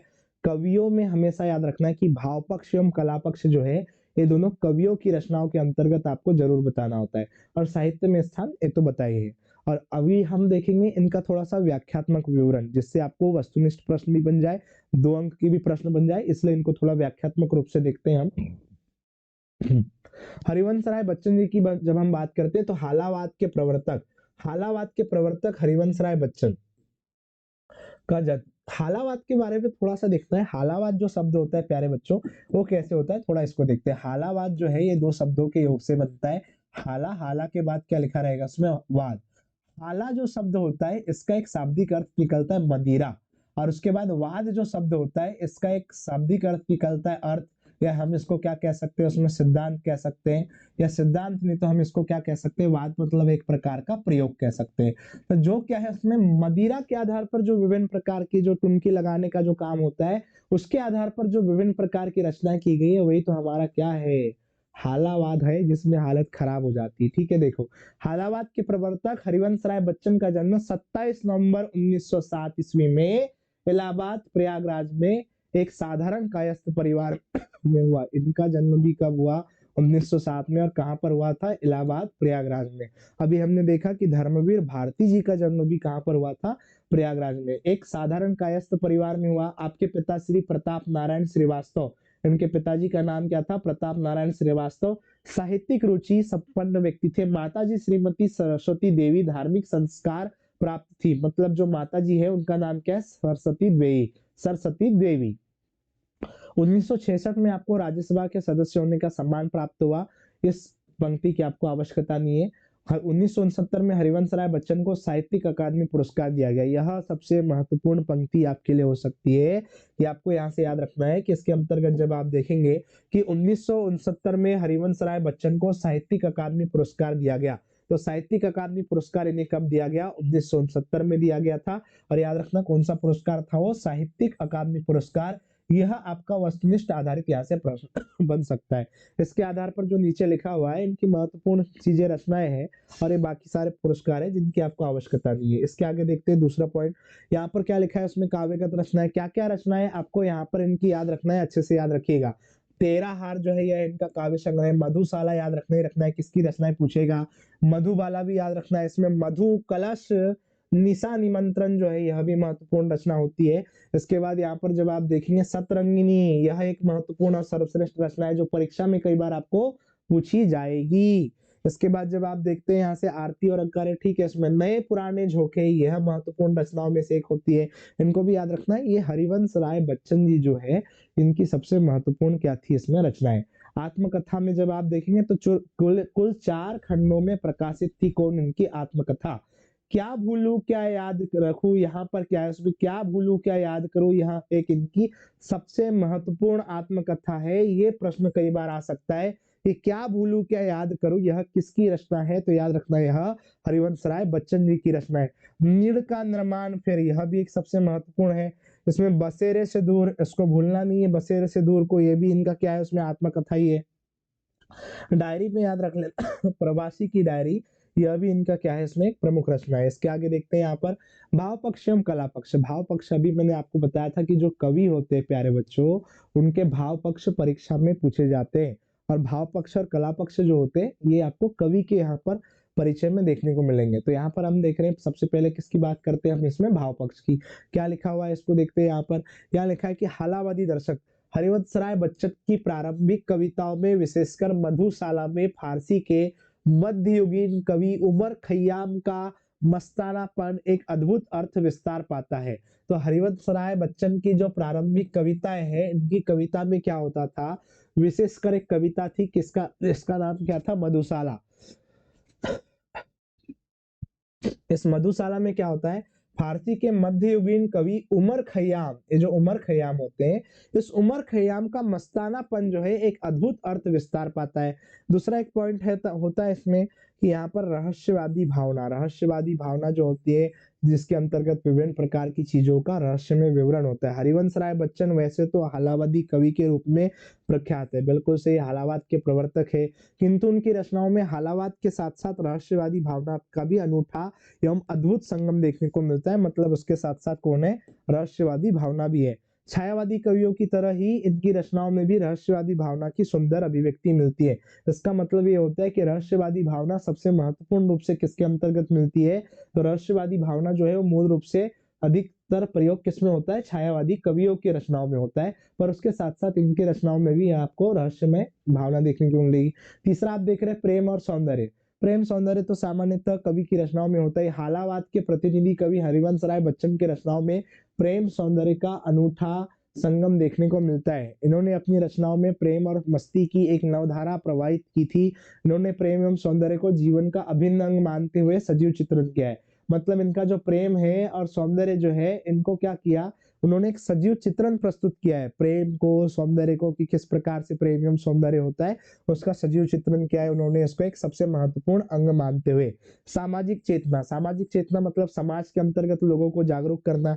हरिवंश राय बच्चन सामाजिक चेतना के एक सुप्रसिद्ध कवि थे। मतलब लोगों को इन्होंने काफी सारा जागरूक किया है। उनकी रचनाओं में प्रभावी सामाजिक चित्रण दृष्टिगोचर होता है। सामाजिक चित्रण दृष्टिगोचर होता है मतलब देखने को मिलता है।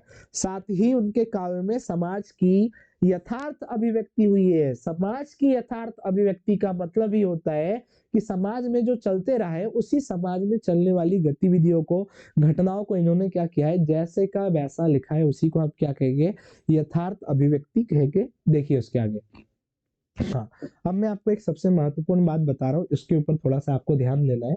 देखो महत्वपूर्ण बात यह है कि रचनाओं में सारी रचना नहीं पढ़ना, पर जितना जितना मैंने आपसे बताया है कि तेरा हार, मधुशाला, मधुबाला, जितनी भी चीजें मैंने आपको बताई उनको थोड़ा विशेष रूप से आपको याद रखना है। दूसरी बात क्या है कि भाव पक्ष की जब हम बात करते हैं तो ये जो लिखा है हालावादी दर्शन, हाँ मतलब मदिरा से संबंधित जो चीजें उन्होंने बताई है, तो हालावादी दर्शन, इन चीजों को आपको याद रखना है पॉइंट बनाकर। हास्य, रहस्यवादी भावना, मतलब रहस्यवादी भावना का उल्लेख होता है कि विभिन्न प्रकार रहस्यवादी भावना को किसने प्रयोग किया, छायावाद के कवियों ने इस प्रकार से। प्रेम एवं सौंदर्य का वर्णन देखने को मिलता है रचनाओं में। सामाजिक चेतना भी है, उसके साथ साथ समाज के लोगों को जागरूक किया। ये की पॉइंट आपको याद होना बहुत जरूरी है, और इनका लेखन कैसे करना है हम मॉडल टेस्ट पेपर पे कल के वीडियो में हम देखेंगे। ठीक है, तो इसके आगे देखिए क्या लिखा है इसमें, कला पक्ष, मतलब किस प्रकार से इन्होंने अपनी भाषा शैली का जो प्रयोग होता है वो कला पक्ष कहलाता है, और जो चीजें उन्होंने उसमें डाली हुई होती है, जिस प्रकार के उनके जो भाव होते हैं, जिसका चित्रण होता है, वो भाव पक्ष कहलाता है। अब यहाँ लिखा है भाषा, सबसे पहली बात कला पक्ष में क्या लिखा है, भाषा। हरिवंश राय बच्चन की भाषा यहाँ क्या है, शुद्ध साहित्यिक खड़ी बोली, मतलब किसका प्रयोग किया है इन्होंने, यहाँ से खड़ी बोली का प्रयोग किया है। संस्कृत की तत्सम शब्दावली का आपकी रचनाओं में प्रचुरता में प्रयोग होता है। संस्कृत की तत्सम शब्दावली मतलब ऐसे शब्द जो संस्कृत भाषा से ज्यों के त्यों हिंदी भाषा में प्रयोग कर दिए जाते हैं, उनको क्या कहा जाता है, तत्सम शब्द। साथ ही साथ तद्भव शब्दावली, मतलब तद्भव भी रहेंगे। उर्दू, फारसी, अंग्रेजी इत्यादि भाषाओं के शब्दों का प्रयोग भी आपकी रचनाओं में देखने को मिलता है। आपने सदैव सीधी सादी, यहाँ पर याद रखते हैं, सीधी सादी जीवंत भाषा को ही अपना है, मतलब ऐसी भाषा जिसको सभी लोग लगभग समझ जाते हैं, वैसी भाषा को इन्होंने क्या किया है, अपनाया है। शैली की जब हम बात करते हैं, कविवर हरिवंश राय बच्चन ने मुख्यतः प्रांजल शैली का प्रयोग किया है। प्रांजल शैली का प्रयोग हरिवंश राय बच्चन की कविताओं में देखने को मिलता है, जिसके चलते आपका साहित्य काव्य प्रेमियों के मध्य अत्यधिक लोकप्रिय हुआ। लोकप्रिय कैसे हुआ, प्रांजल शैली के कारण हुआ। आपकी रचनाओं में संवेदना सिक्त गेय शैली, संवेदना सिक्त जो गेय शैली होती है, अर्थात किसी, यहाँ से कविता के अंतर्गत क्या है कि भाव से संबंधित जो शैली होती है उसको कहा जाता है संवेदना सिक्त। संवेदना धन आसिक्त होता है बराबर संवेदना सिक्त होता है। अथवा गीति शैली के भी दर्शक होते हैं। इसके साथ साथ कैसी शैली रहेगी आपकी, गीति शैली रहेगी। सरल एवं सरस शैली, इसमें गंभीर विचार प्रस्तुत करने की कला बच्चन जी को समकालीन कवियों में विशेष बनाती, मतलब बच्चन जी के समय पर क्या होते थे, जो विभिन्न प्रकार के कवि थे, उन विभिन्न प्रकार के कवियों में क्या होता था कि इनकी जो रचना थी, सरल शब्दों का जो प्रयोग, अच्छे सरस शब्दों का प्रयोग, जिससे लोगों को समझने में कठिनाई नहीं होती थी, ऐसे शब्दों का जो प्रयोग था, वो बच्चन जी के जो समकालीन कवि हुआ करते थे, मतलब उन्हीं के समय के जो कवि, उनमें से श्रेष्ठ बनाती थी इनके सरल शब्दों का प्रयोग। ठीक है, इसके आगे देखेंगे अलंकार योजना रहेगा यहाँ पर। अलंकार योजना, अलंकार योजना में आप देख रहे हैं यहाँ क्या लिखा है, बच्चन के साहित्य साहित्य में, बच्चन के साहित्य में प्रेम, सौंदर्य और मस्ती का अद्भुत संगम है।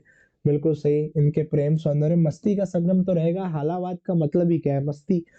इन्होंने अपनी रचनाओं में शब्दालंकार, अर्थालंकार दोनों का सफल प्रयोग किया है। शब्दालंकार के साथ कौन सा अलंकार? अर्थालंकार का प्रयोग किया। इनके साहित्य में यमक, अनुप्रास, श्लेष, पुनरुक्ति, प्रकाश, ये सब चीजें क्या है? यमक भी था, अनुप्रास था, श्लेष था, पुनरुक्ति, प्रकाश है। उपमा, रूपक, पदमैत्री, स्वरमैत्री, मानवीकरण आदि अलंकारों का क्या है? सुंदर प्रयोग हुआ है। अलंकारों का प्रयोग जो है इसको इसमें बताया गया है कि अलंकार का प्रयोग किस रूप से किया है। तो शब्द अलंकार, अर्थालंकार दोनों रहेंगे। साहित्य में क्या स्थान है? हालावाद के प्रवर्तक कवि थे। बिल्कुल सही, यह महत्वपूर्ण बात रहेगी जो आपको पूछी जा सकती है। हरिवंश राय बच्चन शुष्क एवं नीरस विषयार्थी को भी सरल ढंग से प्रस्तुत करने में सिद्धस्त थे। शुष्क एवं निरस विषयार्थी, इसका क्या अर्थ होता है?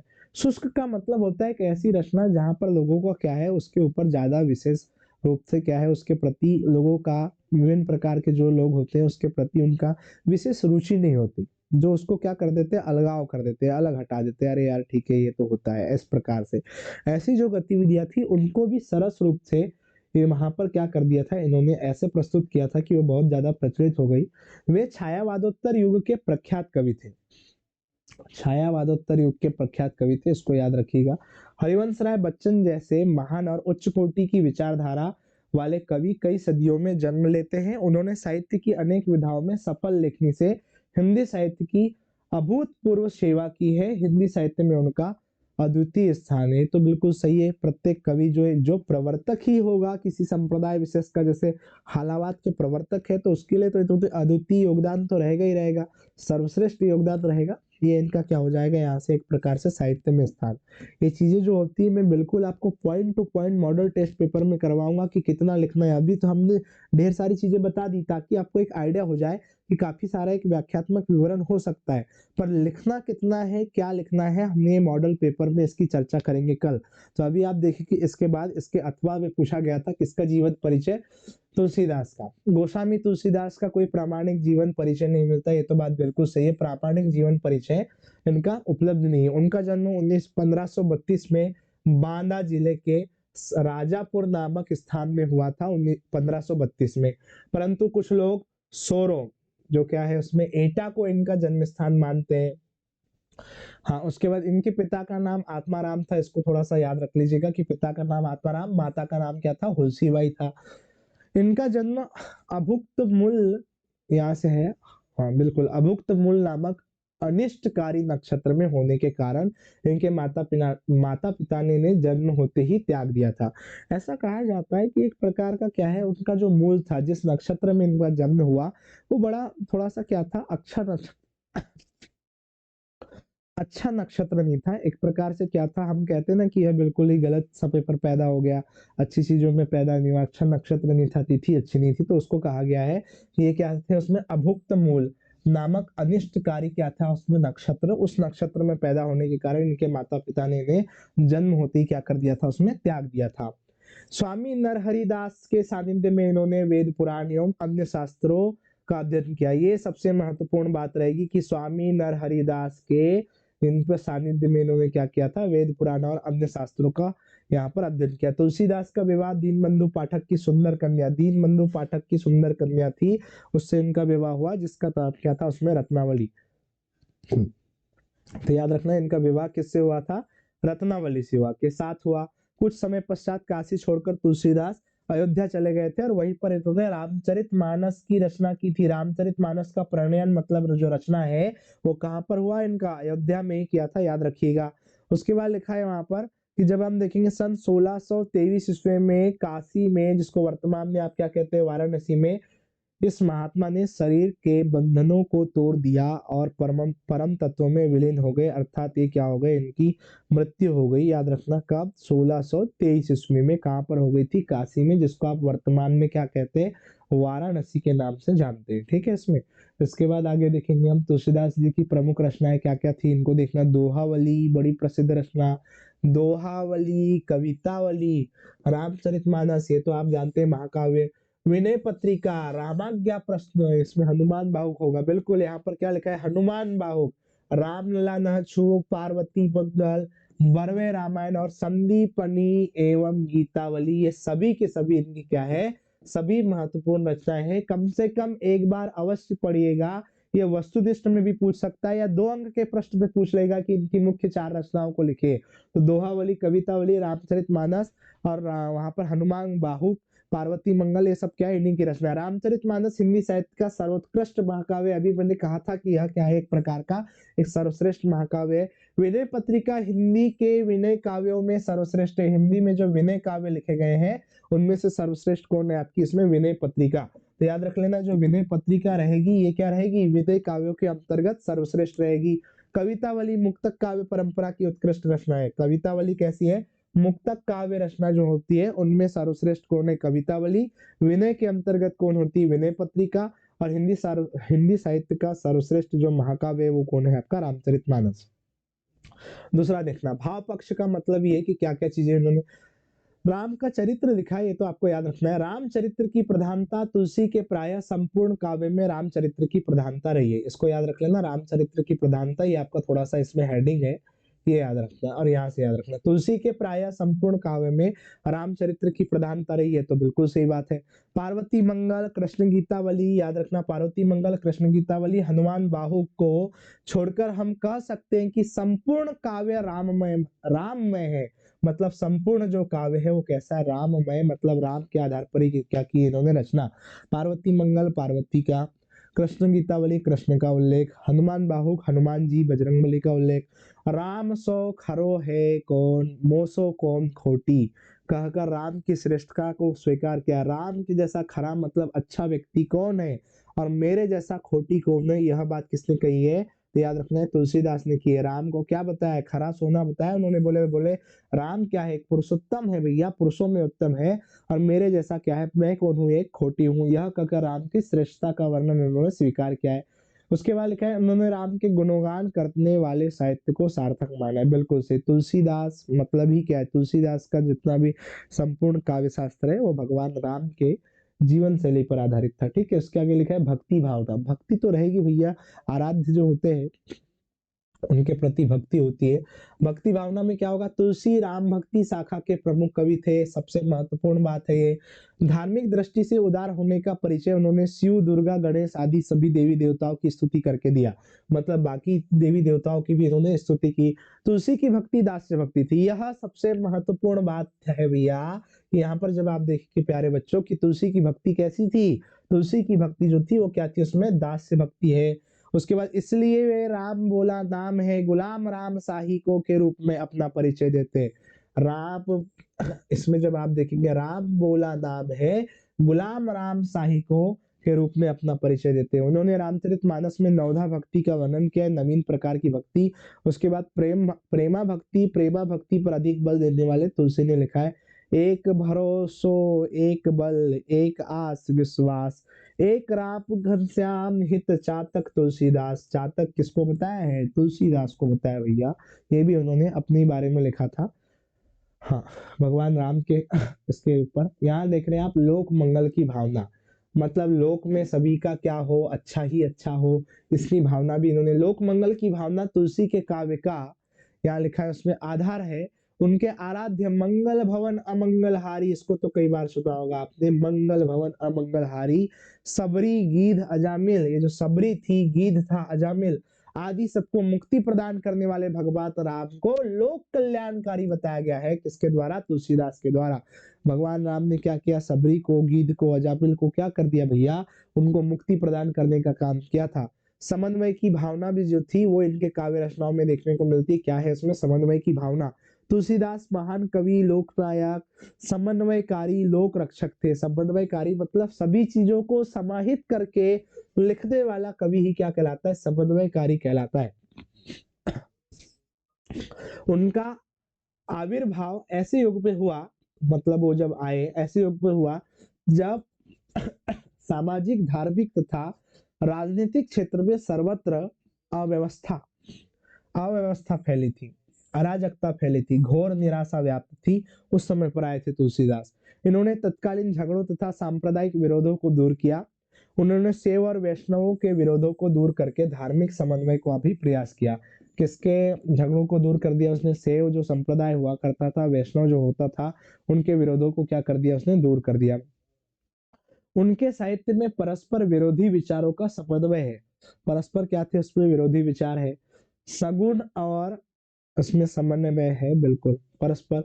लोक और साहित्य का समन्वय, भक्ति ज्ञान और कर्म का समन्वय, सगुण और निर्गुण का समन्वय, द्वैत अद्वैत व द्वैताद्वैत का समन्वय, संस्कृति और समाज का समन्वय आदि महान समन्वयकारी कवि तुलसीदास यहाँ पर के द्वारा किए गए। मतलब समन्वय का मतलब ही होता है कि दोनों चीजों को क्या कर देना?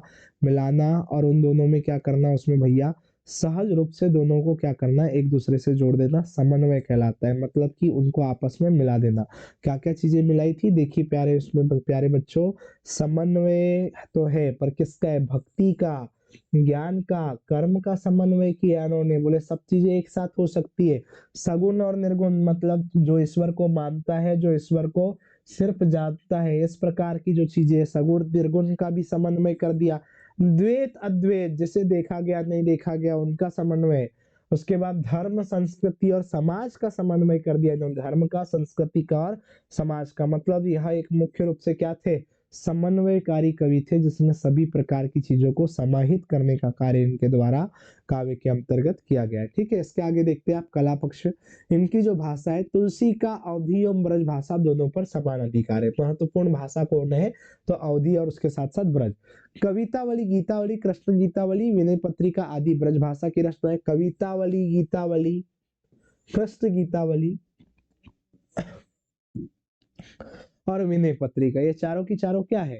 ये ब्रज भाषा की भाषाएं है। यहाँ पर माफी चाहता हूँ, ब्रज भाषा की क्या है? इसमें रचनाएं हैं।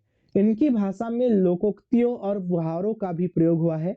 भाषा की प्रांजलता ने काव्य में चार चांद लगा दी। भाषा का जो प्रयोग होता है उसको कहा जाता है प्रांजलता। ठीक है, उसमें क्या किया गया है? इनका चार चांद लगा दिए। तो इन्होंने क्या किया? उसमें भाषा में लोकोक्ति और मुहावरे का भी प्रयोग किया है। तो लोकोक्ति मुहावरे का मूल रूप से प्रयोग किया। तो इसको याद रखिएगा, आपकी कवितावली दोहावली जो होती है, गीतावली जो होती है, माफी चाहता हूँ, दोहावली नहीं है, कवितावली, गीतावली, कृष्ण गीतावली और विनय पत्रिका जो है, इनमें क्या रहेगी? मुख्य रूप से ब्रज भाषा क्या है? ब्रज भाषा की रचनाएं थी। इसके बाद आप देखेंगे शैली कैसी? तुलसीदास ने अपने पूर्ववर्ती कवियों की संपूर्ण शैली का प्रयोग अपने काव्य में किया है। उनके पहले जो कवि हुआ करते थे, उन सभी कवियों की संपूर्ण शैली का प्रयोग इन्होंने अपने काव्य में किया है। प्रबंध शैली का प्रयोग रामचरितमानस में किया है। यह सबसे महत्वपूर्ण बात है भैया, कि प्रबंध शैली का प्रयोग कहां पर हुआ है? रामचरितमानस में हुआ है, जिस पर जायसी की दोहा चौपाई वाली पद्धति का प्रभाव है। विनय पत्रिका में गेय पद शैली, विनय पत्रिका जो है उसमें कैसी शैली है? गेय पद शैली का प्रयोग हुआ है। किसमें? विनय पत्रिका में। दोहावली दोहा में रचित है। दोहावली को बिल्कुल आपने किसमें लिख दिया? दोहा में। दोहा के अंतर्गत कौन लिखा गया है? दोहावली। कवितावली में कवित सवैया शैली का प्रयोग। कवित सवैया क्या होता है? छंद होते हैं। उस कवित सवैया छंद वाली शैली का प्रयोग किसमें? कवितावली में मिलता है। बरवे रामायण में छप्पय शैली का प्रयोग।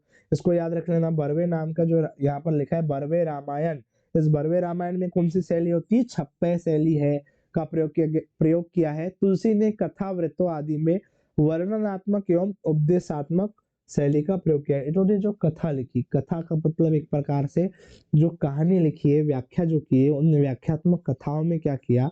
भगवान राम की जो कथाएं थी उसमें वर्णनात्मक शैली, वर्णनात्मक शैली अभी मैंने आपको कुछ देर पहले पढ़ाया था, जब हम उसमें धर्मवीर भारती वगैरह जी को पढ़ रहे थे, तो शैली में आपने देखा था कि वर्णनात्मक शैली का प्रयोग किसने किया था?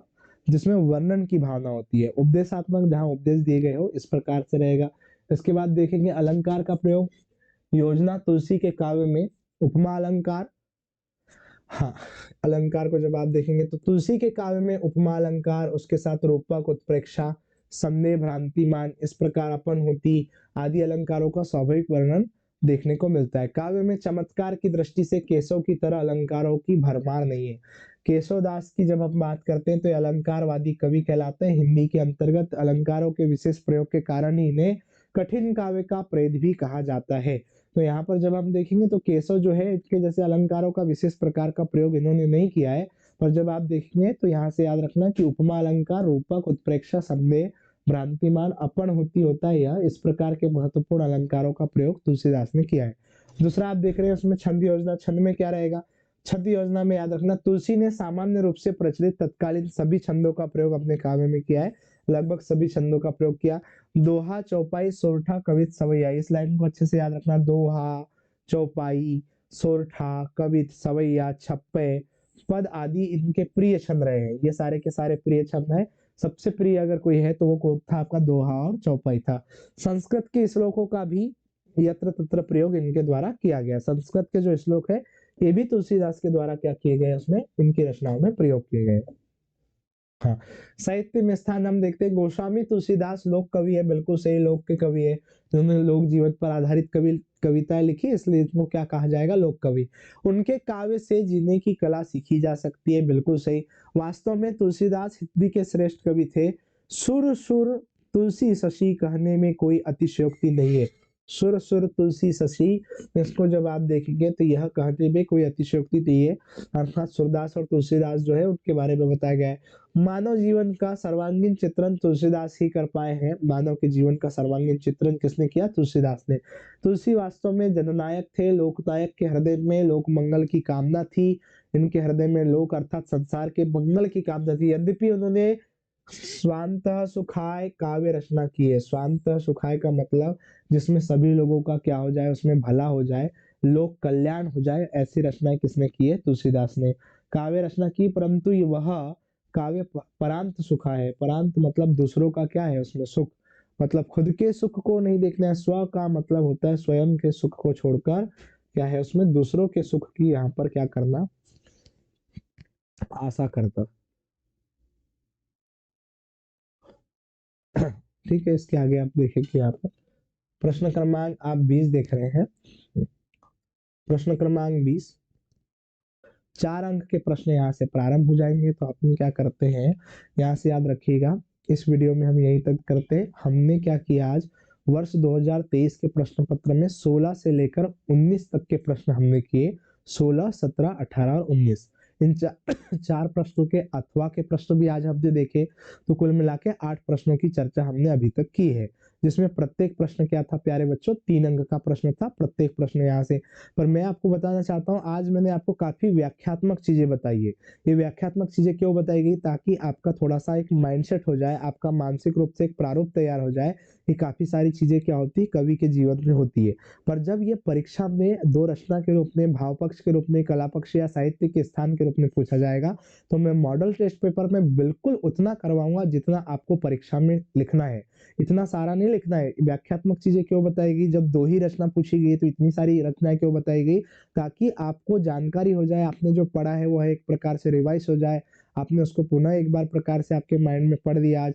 तो इसके आगे हम देखेंगे प्रश्न क्रमांक 20 से थोड़े से व्याख्यात्मक प्रश्न अर्थात दीर्घ उत्तरीय प्रश्न क्रमांक 20, 21, 22 और 23, 4 प्रश्न और बचे हैं जो 4 अंक के रहेंगे। आप देख रहे हैं इसमें कितने अंक के प्रश्न रहेंगे, 4 अंक के 4 प्रश्न। ठीक है, तो आज के लिए धन्यवाद। आप आशा करता हूं कि आप सभी स्वस्थ होंगे, अच्छे होंगे और अपने पढ़ाई के प्रति बड़े सजग होंगे। और आप क्या कर रहे होंगे, अभी निरंतर प्रयास करते रहिए, अभ्यास करते रहिए, आप सफलता निश्चित प्राप्त होगी आपको। कक्षा 12वीं जो है उसके लिए क्या करना है, आपको नियमित रूप से अभी अध्ययन करना है। तो अच्छे से पढ़ते रहिए। ठीक है, धन्यवाद।